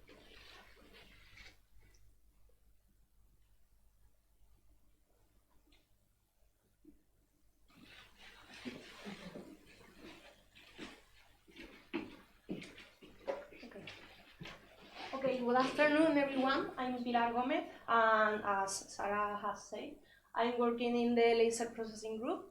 This work has led by Rosalía Serna and José Gonzalo. I'm going to talk about the effects of the silver nanoparticles on the luminescence properties of the europium trioxide. So to introduce you a little bit about this topic, the europium is the most reactive lanthanide element, and one of the main characteristics of the europium is that it has two different oxidation states. The most typical in oxygen conditions is the europium 3+. It has a line emission in the red visible spectrum, and in comparison with that, we can find also the europium 2+, that has a white band emission at the blue visible spectrum. The most important application of the europium is that when we combine it with different lanthanide elements, like for example, erbium and praseodymium, it can be used for optoelectronic application, for example, for white LEDs, organic LEDs, fiber lasers, and optical amplifiers. So in this work, we study the difference in the photoluminescent emission of the europium when we introduce silver nanoparticles in this structure. So to synthesize the samples, we use the pulse laser deposition technique. This technique is a physical vapor deposition process in which a laser beam, in that case we have used an excimer laser of argon and fluorine, has the capacity to ablate or vaporizes the material in the surface of a target. We are working in ultra-high vacuum conditions, so this ablation provokes a plasma plume, and the material ejected from the target can be deposited on the surface of a substrate. In that case, we have used silicon as a substrate. After the synthesis of the different samples, we did an annealing treatment of the samples just to improve the efficiency of the photoluminescence emission of the europium. So now I'm going to show you like a general results, because as you can suppose, we have tried like a different structures, a lot of thickness, and a lot of different annealing treatment. So I'm going to show you like the final result. So here we have the result. These graphics are like the photoluminescence emission of the samples. So if you look at the left side, here we have a sample which only contains a layer of europium trioxide, and this layer is deposited on our silicon substrate. And here you can see these two main peaks at 600 nanometers, more or less, that corresponds to the typical emission of the europium 3+. If you compare this result with the right one, here we are looking at a sample which has also the layer of europium trioxide, but we have introduced in this structure the silver nanoparticles. You can see here a clear difference in these results. Here we can see like a broad band centered at 500 nanometers, more or less, and this is like a very typical emission of the europium 2+. So to understand these differences, we thought about making more analysis, and we decided to make XPS measurements. So as you know, this technique is very useful to study like the ionic composition of the samples. So here we have measured two XPS spectra, one of the sample which only contains the europium, and the other one, the sample which contains the europium and the silver nanoparticles. If you look at this data table, I have put in color red the content of europium 2+ in the samples. You can see that the number is very similar, so it gives us idea that both samples have the same content of europium 2+. So at this point, we made some questions, because we have both samples have the same content of europium 2+, but we can see like a very high difference in the emission. To explain this behavior, we propose an energy transfer process from the silver nanoparticles to the European oxide. What's happened is that the silver nanoparticles can transfer its energy to the European oxide, provoking the excitation of the European 2+ and this emission. So, like a final conclusion, we have seen that the samples that only contains European 3 oxide shows the typical emission of the European 3+, but when we introduce silver in this structure, we see this white band, which corresponds to the European 2+. Thanks to the results that we have with the XPS measure, we know that both samples have the same content of European 2+.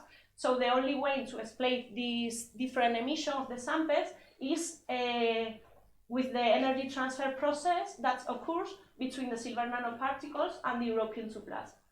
And what are the advantages of these results? As I say in the introduction, the European is a good material for optical devices when we combine it with other lanthanide elements. But in that case, we have seen that only introducing silver nanoparticles, we obtain a good emission in the visible spectrum. So it can be used for useful applications, for example, for efficient lighting, without needing a combination with other lanthanide elements. And that's all. Thank you so much. Thank you so much for your attention.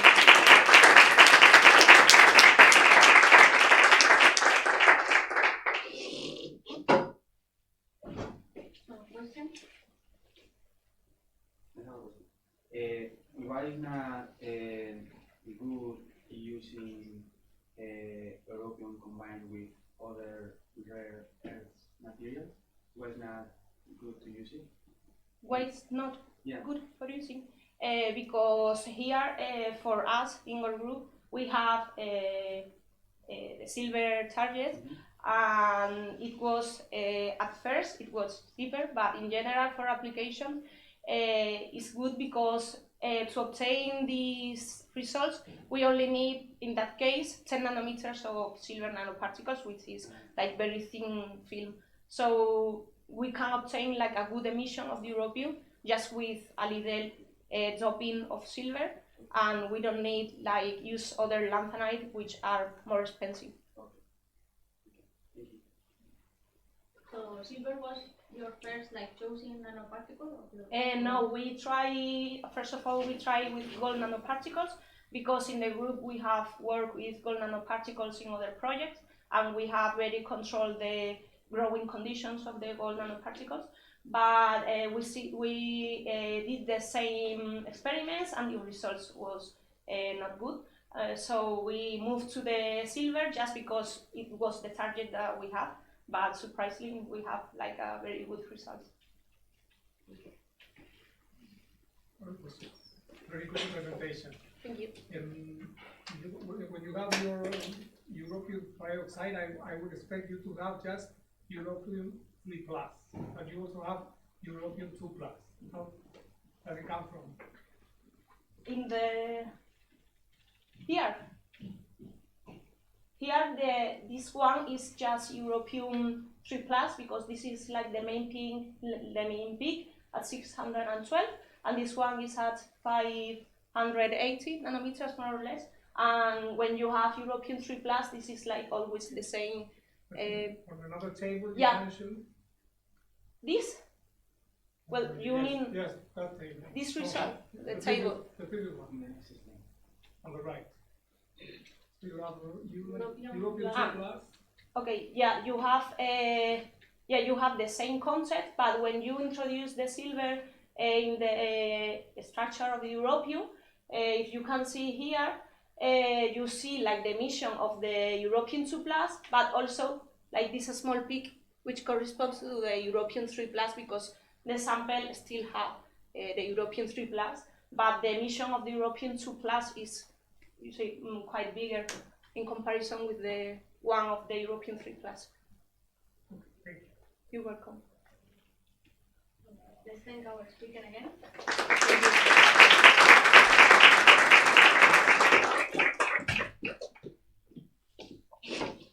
So next we are moving more to visual optics. So next speaker is Min.Amal Zaytouny. I don't think I butchered her name. Visual acuity prediction from patients implanted with extended depth of focus intraocular lens from optical quality metrics.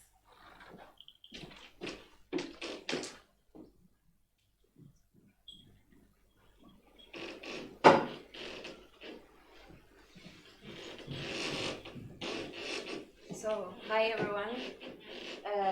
Well, in my case, since I've just landed here like a month ago, I haven't come up yet with any interesting or remarkable results, so I thought it would be a good idea to show you the results that I got from my final master thesis that I did in Universitat Politécnica de Catalunya like 4 months ago, under Maria Sagrario and Fidel Vega's supervision.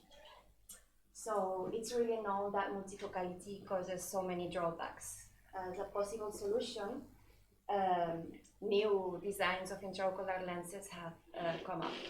Some of them are those that we call extended depth of focus intraocular lenses, which aim to generate a single elongated focal point to enhance the depth of focus.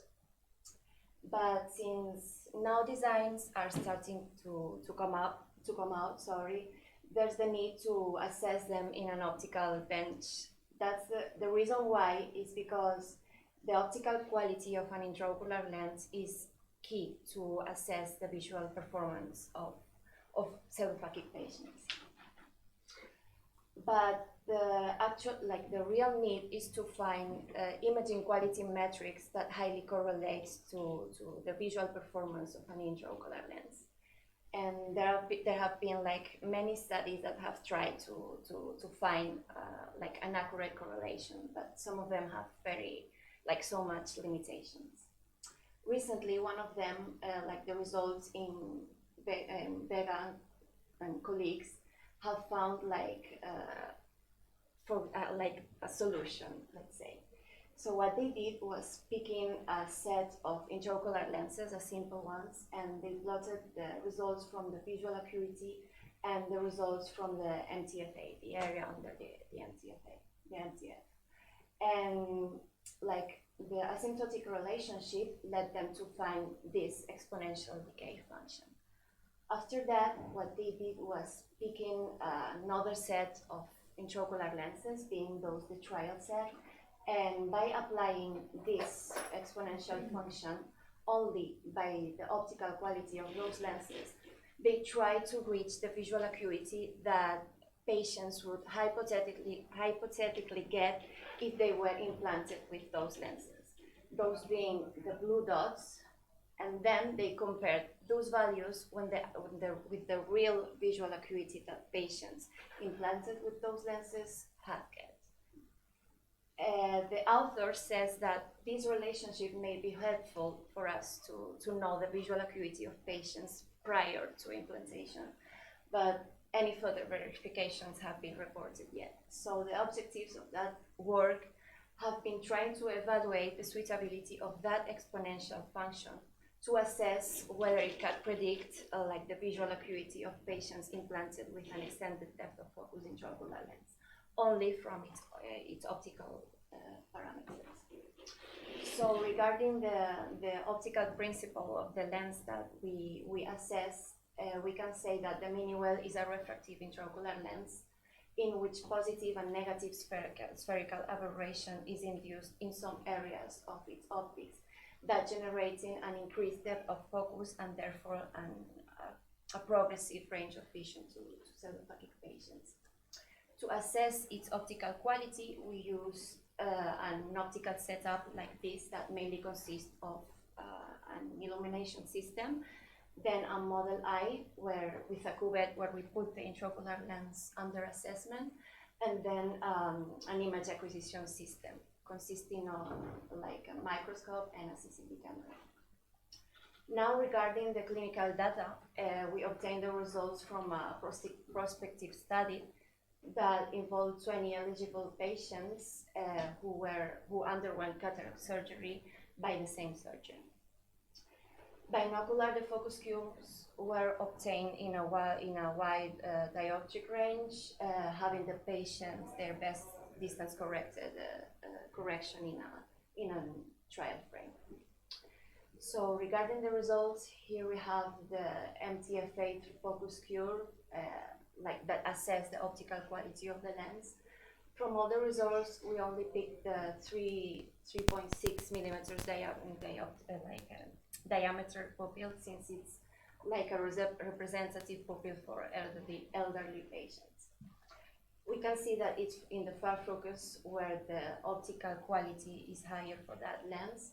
And as we keep assessing higher the focus values, a decrease in the optical quality occurs. Now, with those optical values, we wanted to verify if that mathematical function is able to predict or at least to estimate the visual acuity of patients prior to surgery. So here we have the results. First of all, we plot the clinical visual acuity that we got from the group of patients. And superimposing it, we have the visual acuity that we calculated using that exponential formula. So here you can see that it's a high correspondence through all the versions range between both parameters, and even the ones that have slight differences are inside the standard deviation of the clinical values. So as a conclusion, or at least as the main conclusion we can get from this, is that this exponential function under test is able to estimate the visual acuity of patients prior to cataract surgery. So, many thanks.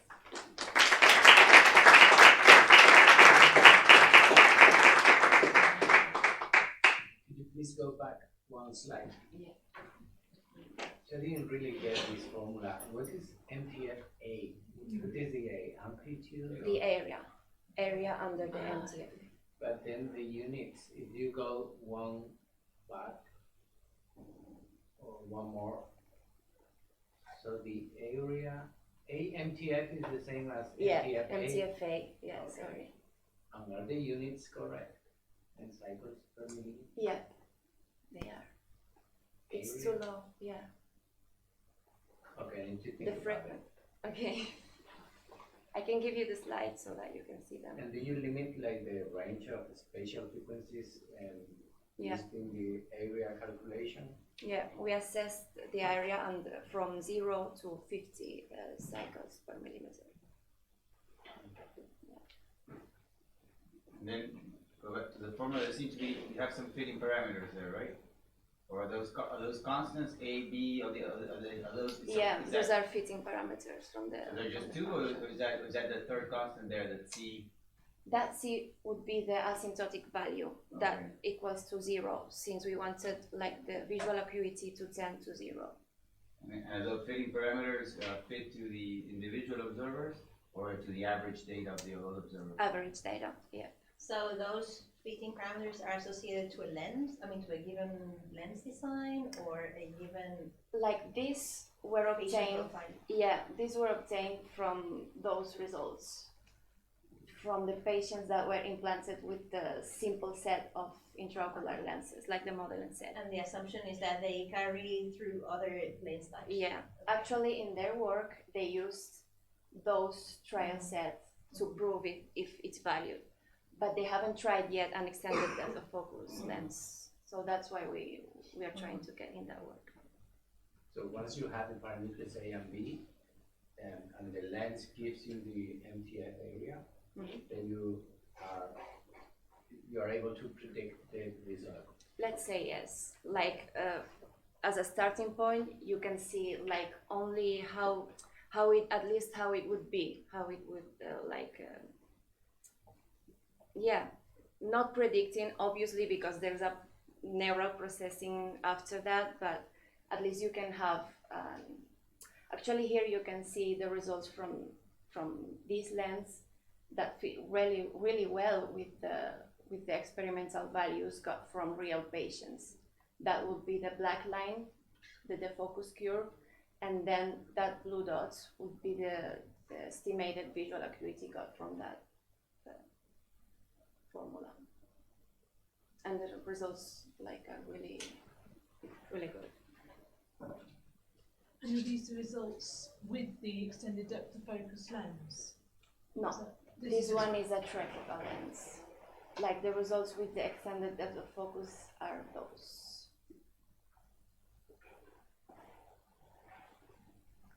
This is the experimental, the focus cube got, the blue one, and then the red one is the one that we got with that formula. So how, I don't know, can you sort of, I'm trying to mentally superimpose them, how much extended depth of focus? So this lens, haven't seen it because, I have only 6 minutes, but sorry. Yeah. We assess the optical quality of that intraocular lens as the American Association of Ophthalmology says. An intraocular lens has to be like 2 diameters of depth of focus to be considered an extended depth of focus intraocular lens. This actually has two diopters of extended depth of focus. If you look at what does 1 diopter of blur do to the people with the normal lens versus the people with this lens, how different is it?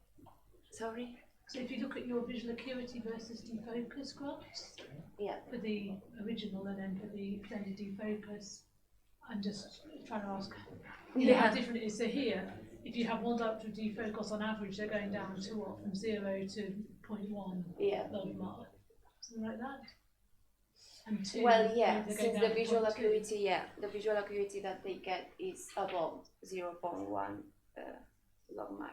Yeah. So it would be, you can say that this is the depth of focus of the lens. And it looks rather similar to the other group. Sorry, which group? The one with the non-extended depth of focus lens. Okay, let's see. Like the apodicite one? Yeah, that one. So again, this one.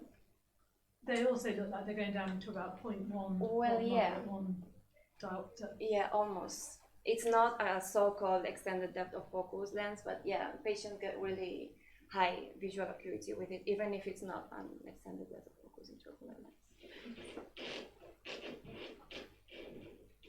So I'm just still thinking about your model. So am I correct to say it makes the prediction that it doesn't matter what the MTF shape is, as long as if the area is the same, then it makes the same prediction? Yeah. Like that's sort of it's an interesting prediction. Yeah, it's a testable and bold prediction. Like so far, only those intraocular lenses have been tried. With, of course, in that work, we added an extended depth of focus one, a refractive one. So, like the next steps, as I would say, are trying different intraocular lenses with different designs to see whether it can predict it so well. Because have you seen the results are clearly coincident? So.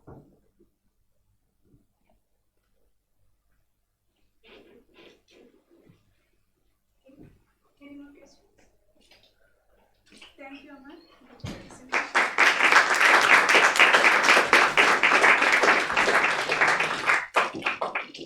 To the next presenter, Alicia Lopez-Raso, presenting on multifocal contact lenses and Pulfrich effect.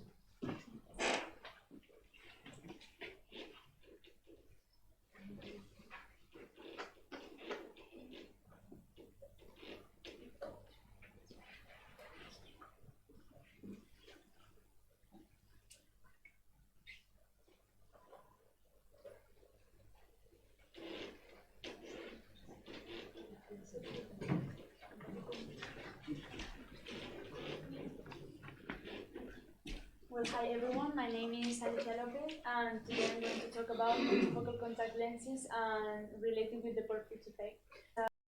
Work with Carlos de Ronsoro, Victor Rodriguez, and Johannes Borg in Behaviour lab. First of all, I'm going to explain what the Pulfrich effect is. It is an optical illusion discovered 100 years ago, and it is an imbalance in the retinal illuminance between both eyes. here we can see a target that is oscillating horizontally, and it would happen. Something is going to happen if we put on a pair of sunglasses and we remove one of the lenses. That is the same as putting one density filter in front of one of the eyes. And this horizontal trajectory is going to be transformed in an elliptical trajectory in depth like this. This is caused because the density filter put in this case in the left eye is going to cause a delay in the brain perception of the image of each eye. So here we can see that it represents a delay. If we go to the right, if the target goes to the right, and also another delay if the target goes to the left. And here, if we see that if we put the density filter in front of the left eye, the target is going to appear to move from left movement. But what happened with differential blur, because 100 years ago we have been investigated a lot about this contrast with density filter, but not with any blurring lens. So here in Behaviour lab, in collaboration with the University of Pennsylvania, discovered this reverse Pulfrich effect that it consists in by putting one blurring lens in front of one of the eyes and see what happened. So the discovery was that the elliptical trajectory was also happening, but the target was appearing to moving on the opposite direction as the classic Pulfrich effect explained before. So here it is caused because the high spatial frequencies are going to be cut in the brain, and in that case the image does not have so much detail, so the brain is going to be processed that image faster. So here we can see that there's an advance in this elliptical movement. And why is this reverse Pulfrich effect important? Because it is related with monovision correction. This monovision is going to, it consists in correcting one eye for far vision and the other eye for near vision for presbyopic people. So in that case, that person will have always one blurring image all the time. So this can cause this reverse Pulfrich effect and can have implications in public safety. For example, if a person who is corrected with monovision is driving a car like this and a bicycle is crossing one street in front of the car, it can be perceived a little bit farther that it really is. So they can crash and they can provoke a car accident with this optical correction. So we investigated a lot about this origin of this illusion, and we conclude that here in these graphics we can see that the focus blur affects high frequencies more than low frequencies, like this. Also in these graphics we can see that multifocal blur affects high frequencies and low frequencies equally, like it goes down all the time. So for now we know that the sharp images are going to be processed by the brain a little bit slower, but the blurred images are going to be processed faster because the brain does not have to process so much detail.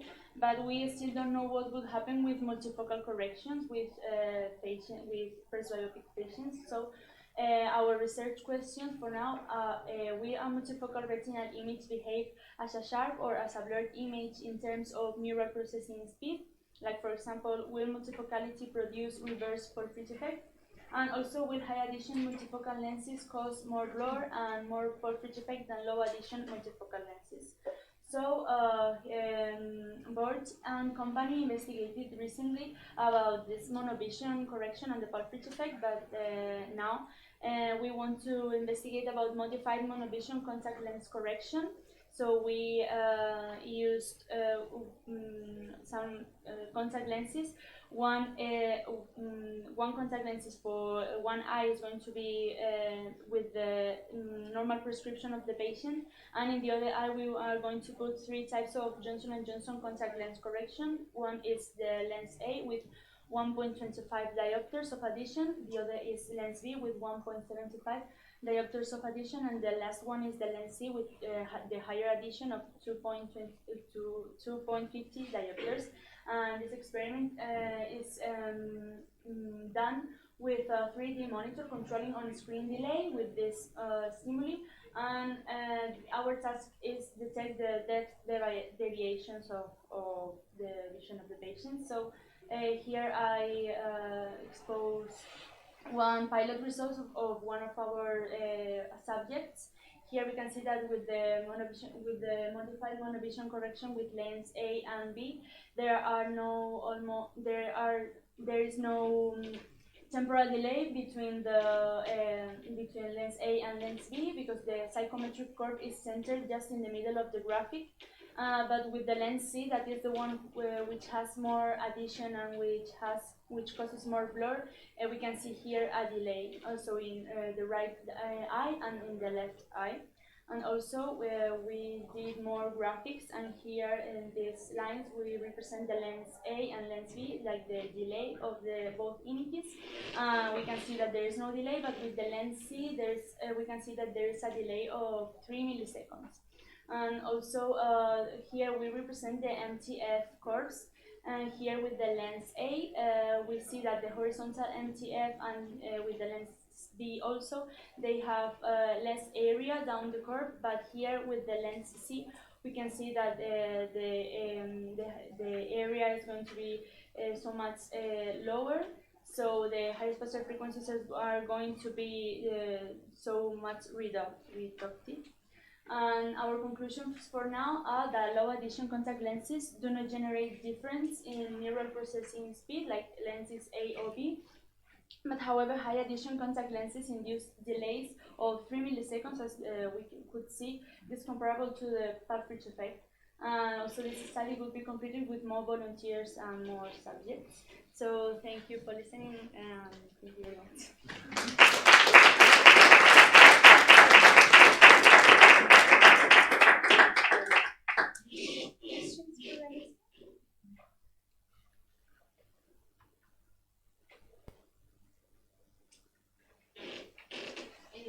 It's like a filter question.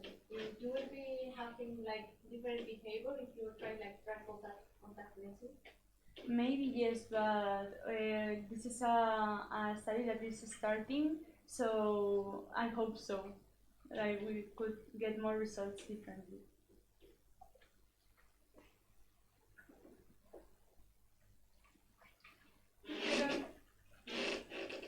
Could you just explain why you had the horizontal and vertical modulation transfer functions? I missed that. Here? Yeah. Yes, here with the MTF, as I said before, here in this. Here we can see that with multifocal lenses, like the normal thing is that the high frequencies and low frequencies are going to be behaving equally. But here, also in the MTF, we saw that the horizontal MTF with the lens A and lens B are like, this area is going to be a little bit higher than the lens C, that is the one which has more addition. So in this case, like it's like normal to have these results with the lens. Sorry, I just don't know enough about this area. I guess where does the anisotropy come from? Sorry? Where does the anisotropy come from? Why horizontal and vertical? We check more the horizontal part because it's like more clear to like you can see it better. It's like big because the yes. These NTFs are calculated from real measurements of how their aberrations, and So could be anything. I mean, the anisotropy in the eye, in the cornea, for example, or it could be, astigmatism, for example, or it could be that the lens is moved downward, for example. It's something very common. But you find, so this isn't just like from one subject, you find this asymmetry? Yeah, that's for one subject. It's very common to have that anisotropy in ocular quality. Okay.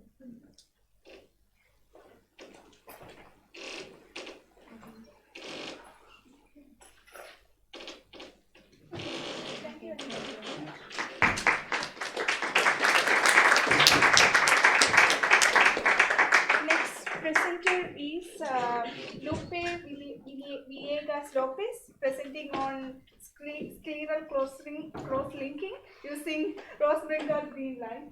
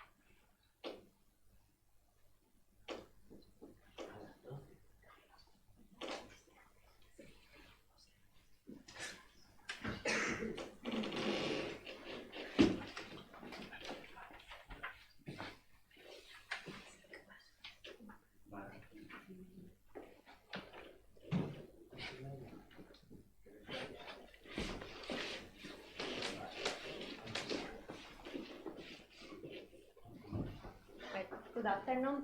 Today I'm going to talk about our first result about the scleral cross-linking using Rose Bengal. So why it is important? Because do you know that a high population of has suffered of myopia, and there are a lot of different researchers can demonstrate that the myopia can change the axial length of the eye and also reduce the thickness of the eye.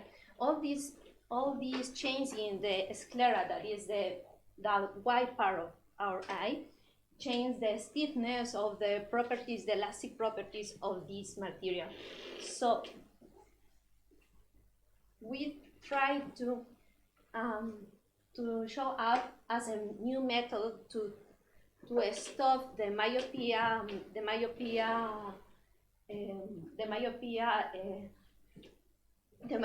problem in an eye doing this cross-linking method. This cross-linking method already has proved in cornea, and the current method uses the riboflavin plus UV, but as can see here, they demonstrate that they have high toxicity in cells, so they kill all the cells.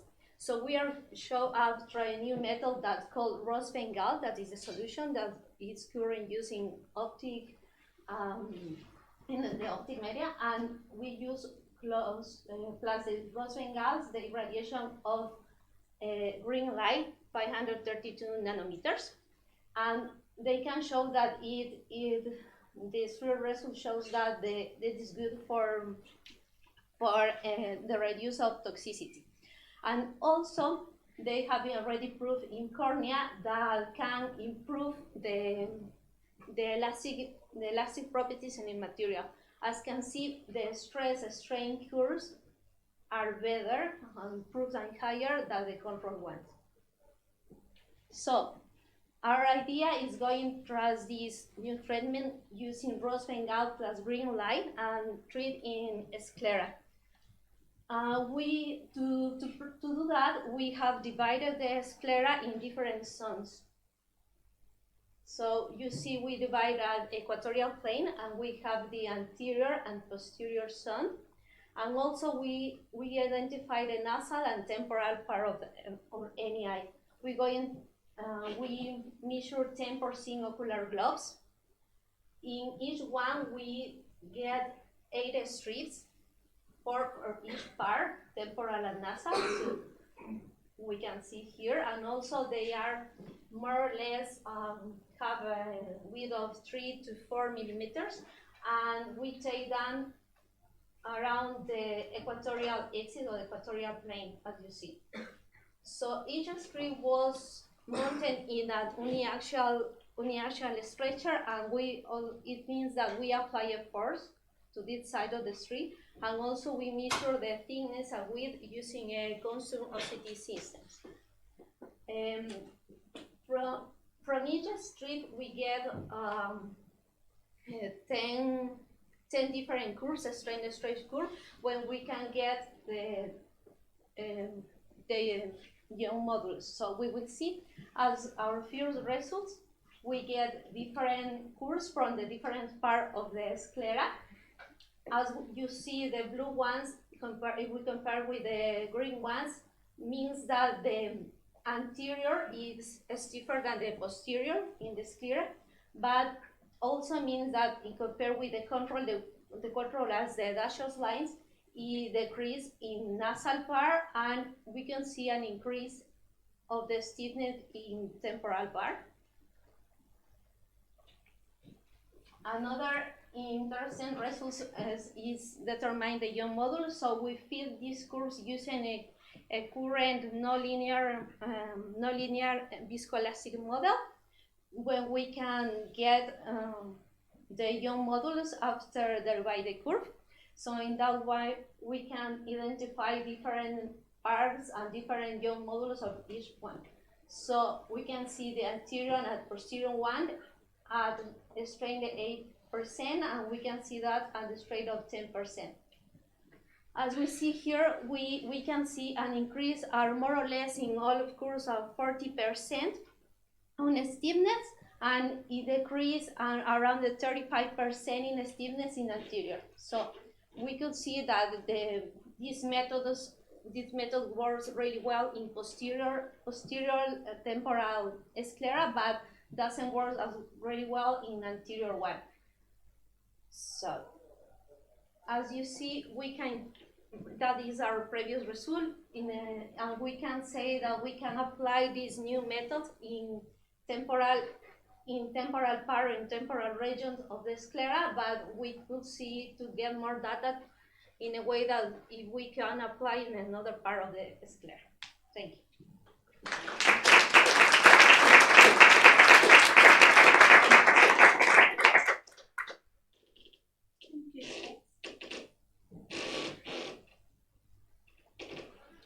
So thinking about the very long term, is the idea that this could be almost a treatment for myopia, or you would? Yeah. As I told you at the beginning, well, the idea is to treat the myopia, because the current method that we use is using riboflavin, and it's using cornea. So we try to use that in sclera, and use the Rose Bengal because it's better in terms of toxicity than the riboflavin.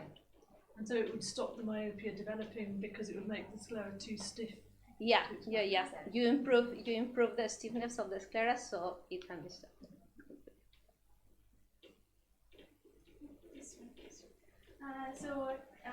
If we are in future, we are going to apply this in myopia.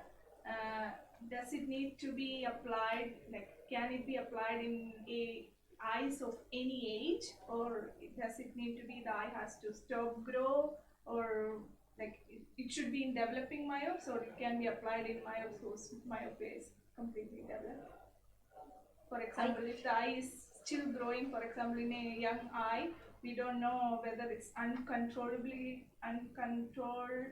growth or just a normal growth. I can tell you now that because of the toxicity of this material, we can apply in any type. There are no studies that say that there are any effects in the young people. I think it could be possible.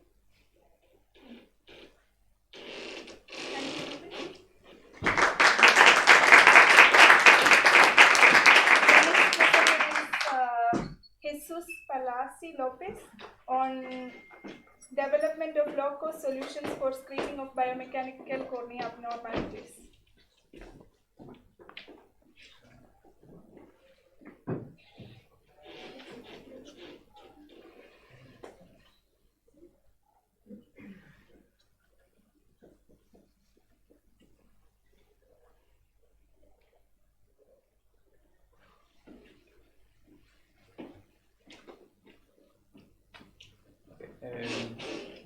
Hello and thank you for coming.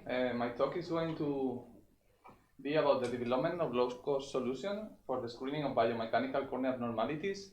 I'm an R&D engineer in Choice Vision, one company which is part of the consortium in Customized.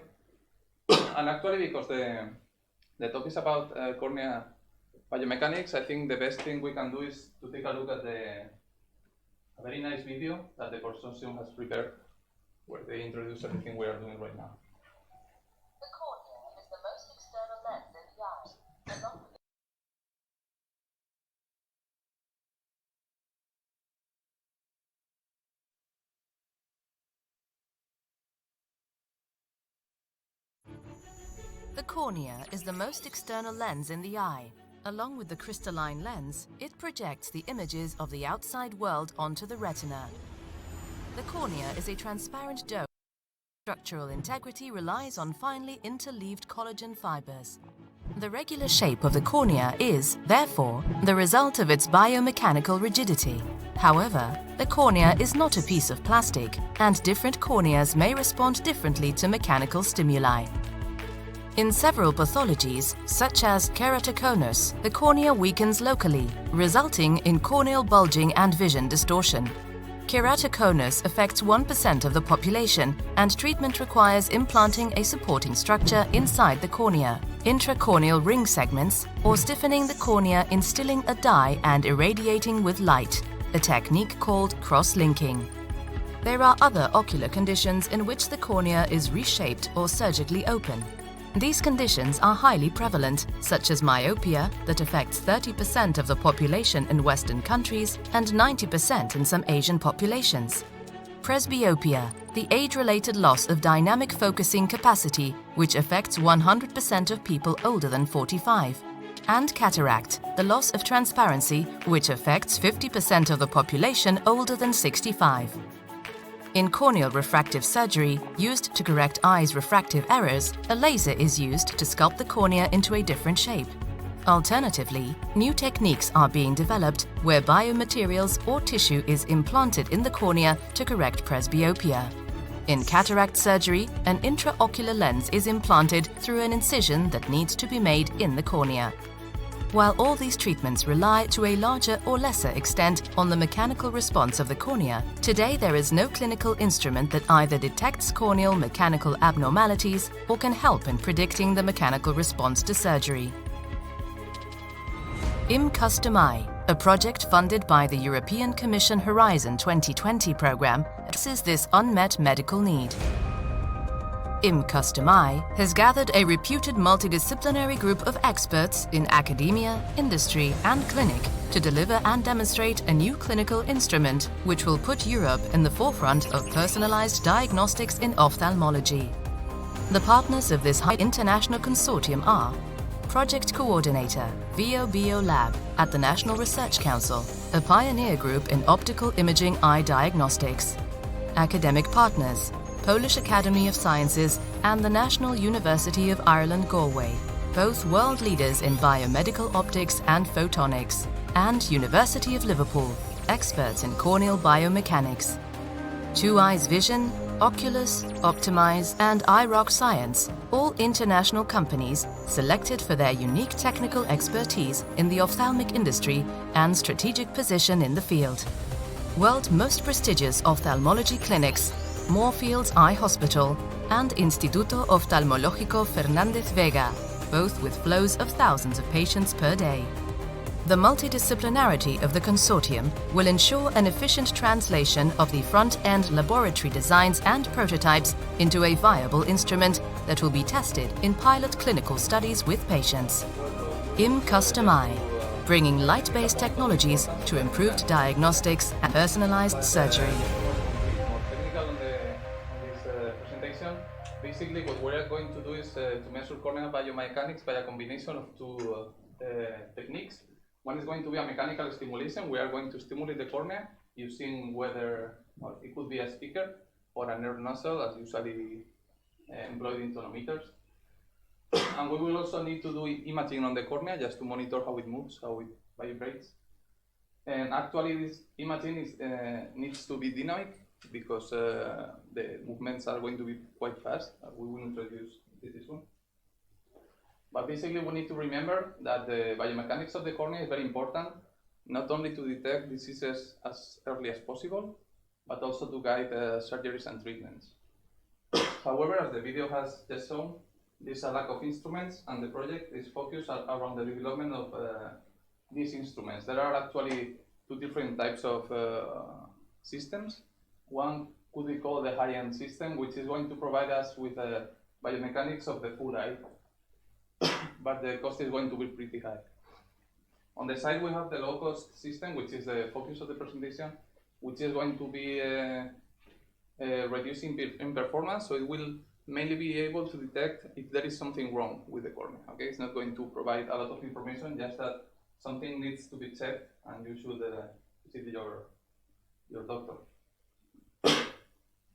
So to understand the principle of operation, the easiest thing we can do is to find an analogy between the eye and a drum. A drum is, after all, a membrane which is going to be hit by some drumsticks, and this mechanical excitation is going to excite this membrane, and it's going to resonate at its natural frequencies. In our system, we have pretty much the same. In this case, the cornea is the membrane, and the drumstick would be the mechanical excitation. So basically, what we want to prove here is that, similarly to a drum, the resonant frequency is going to depend on the mechanical properties of the membrane. So it is possible to know if something is going on on the cornea just by looking at this spectrum. So members of the consortium performed a theoretical analysis where they found the range of frequencies which are going to be of interest here. And a very important result of this analysis was that we could build a screening device without monitoring all of the cornea. Okay, so this makes everything easier because you can just monitor certain points and get information from there. So after this analysis, we could gather the requirements for the design, which are that the stimulation is going to be a speaker, not only because it's more comfortable for the patient, but also because it's more compact. So according to the standard power of a speaker, we expect the cornea to displace a few tens of nanometers, which is a pretty small range. Okay? Also, the range of interest is going to be considered up to 1 kHz, and we will perform, as I just commented, a simultaneous sampling of different positions. And also, because the solution is going to be low cost, we have to take account the budget. So taking into consideration all of this, the most fit technique seems to be an optical interferometer, which is something that has been used in a wide range of applications, from metrology to standard electronics or basic science. Okay. So you probably are familiar with interferometers. So first of all, we built one of the simplest types of interferometers, a Michelson interferometer, just to demonstrate that we would be able to measure something with sensitivity required. So this is the first system we built. Then we decided to compare this to benchmark the result to a high-end system, which was the Swepsource OCT we have here in BioBio. And basically, as you can see, the results were pretty much the same when we measure a tuning fork, which was used because we already know the resonant frequency, so it can be used as a good standard. After the system was demonstrated, we performed some ex vivo tests with porcine, and at the moment we are parallelizing the setup. So instead of one sampling point, we have 9 points, which is what you can see on the right side. The new system which is being worked on. You can also see the electronics which are going to develop, which are currently under development, and the lower thing is the acquisition board. We already plan on controlling all of this with MATLAB, and this could be a proposed interface, for example. A very simple one where you just put the patient, select, and you will get a go or no go on the cornea. So finally, I would like to thank everyone in the team. They are doing a great job, and especially Judith and Andrea, who are helping me a lot, as well as Daniel Pascual, who's always helping with electronics. So thanks everyone for your...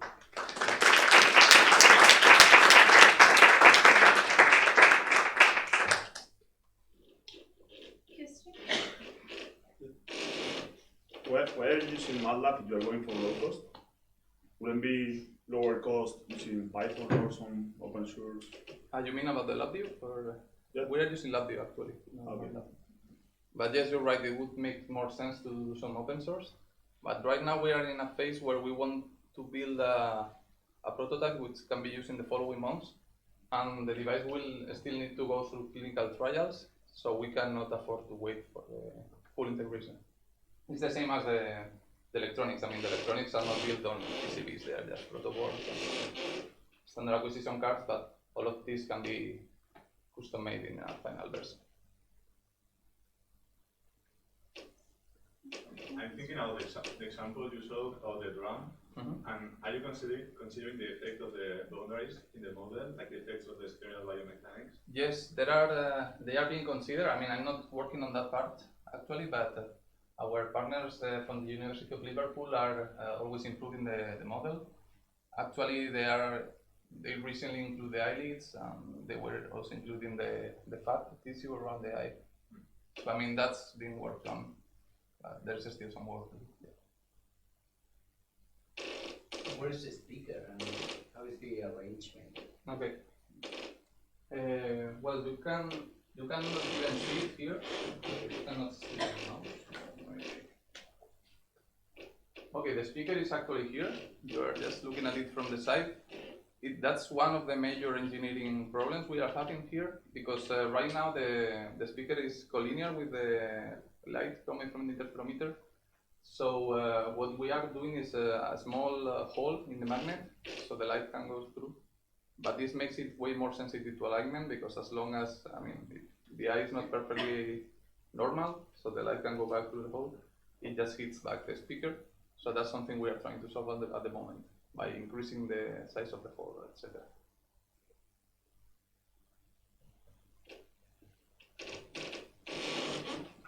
Thank you, Jesus. Thank you.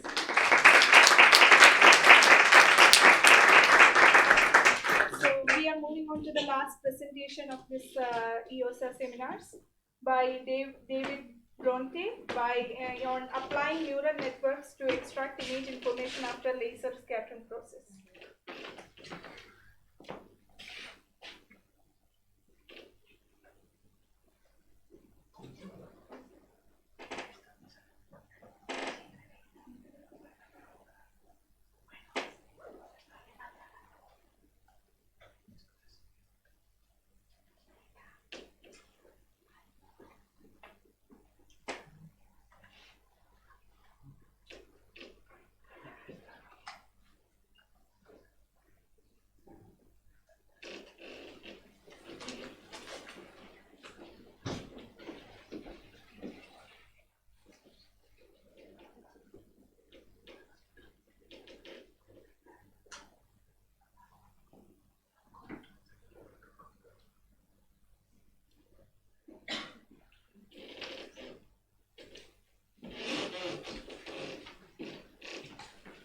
Okay, so thank you very much for staying till now. I know it's not easy to stay focused after so many great talks, but I will do my best to try to keep it simple and easy to follow.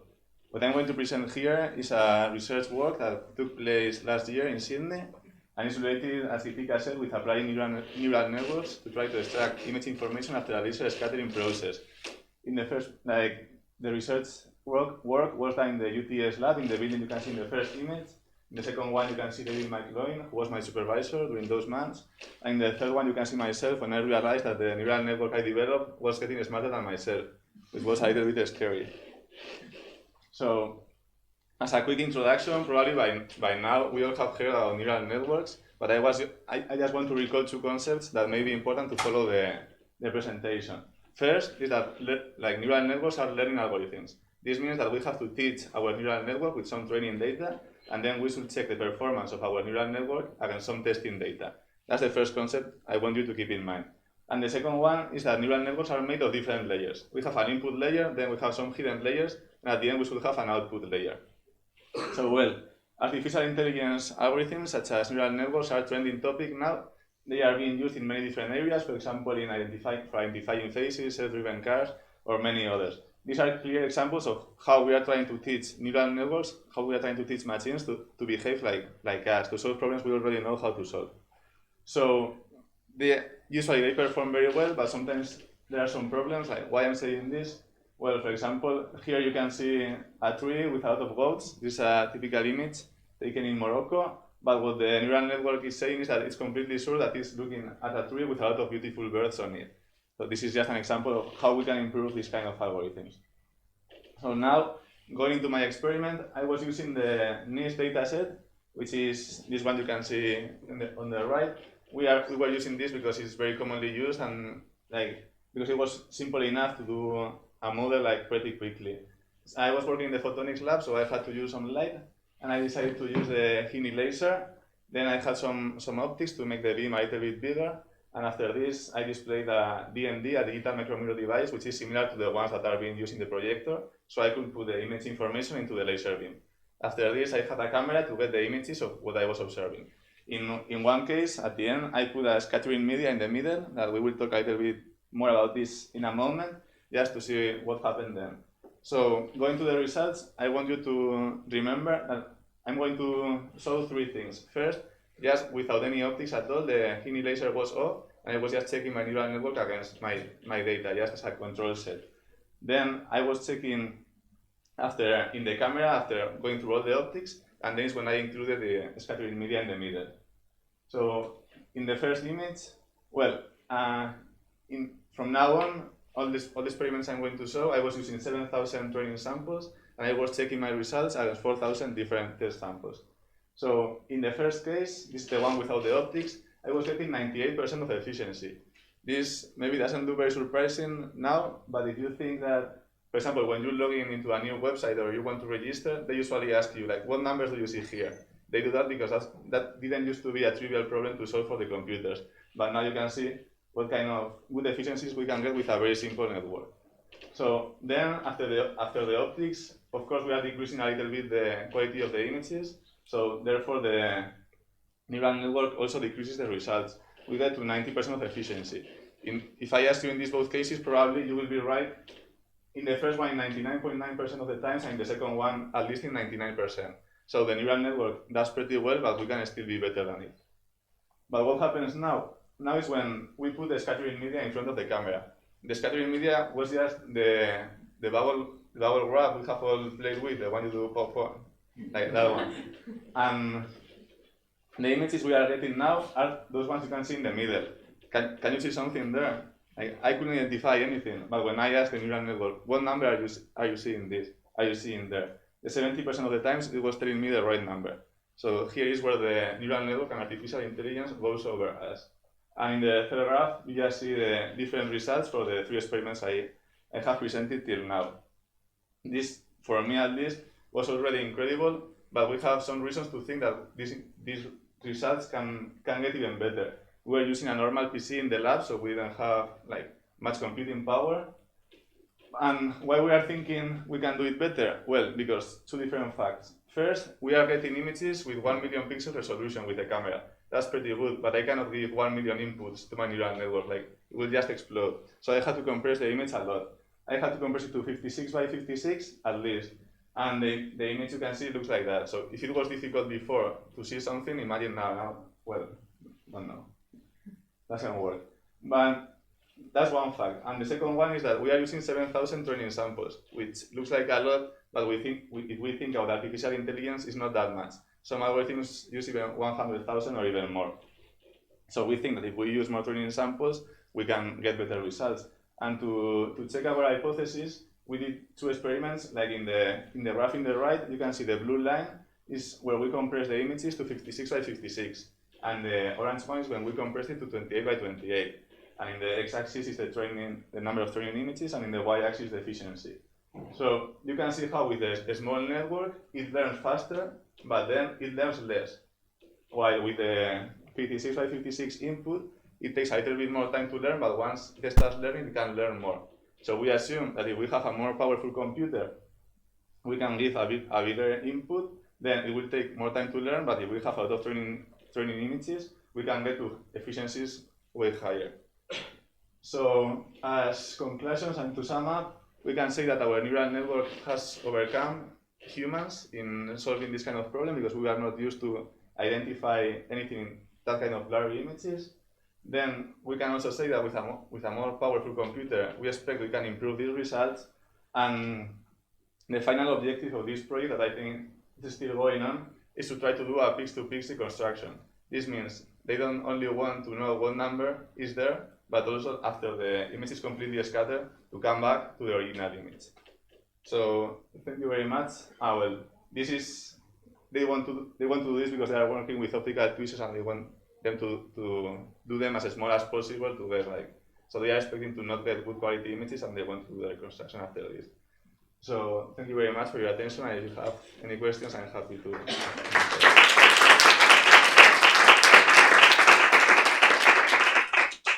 Is your network learning the scattering pattern? I mean, do you randomize the scattering or do you move the scattering media? Yeah. We actually move this bubble graph, but even if we don't move, small changes change the image a lot. Just a little bit of wind or something moving by. Yeah, so it's not, because we could think that we could also, if each pixel always goes to the same pixel, we can do another kind of algorithm just to reconstruct the image. But looks like not in this case. Right? Yeah. Have you tried to classify the scattering images with the network trained for non-scattering images? No. As long as I remember, I think we didn't do that. That could be a good idea. Is it really that hard?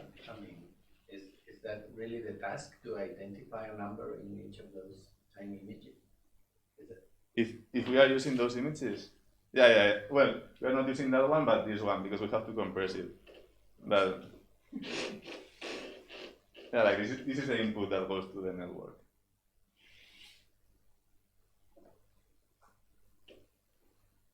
When this is the most compressed image that we got? Yeah, I could compress it less. I could have more resolution, but then it takes a lot of time.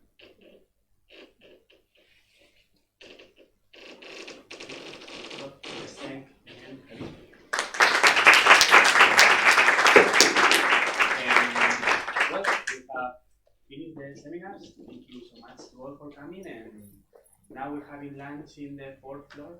If you want to join, you are all invited. And again, thank you so much for coming and for the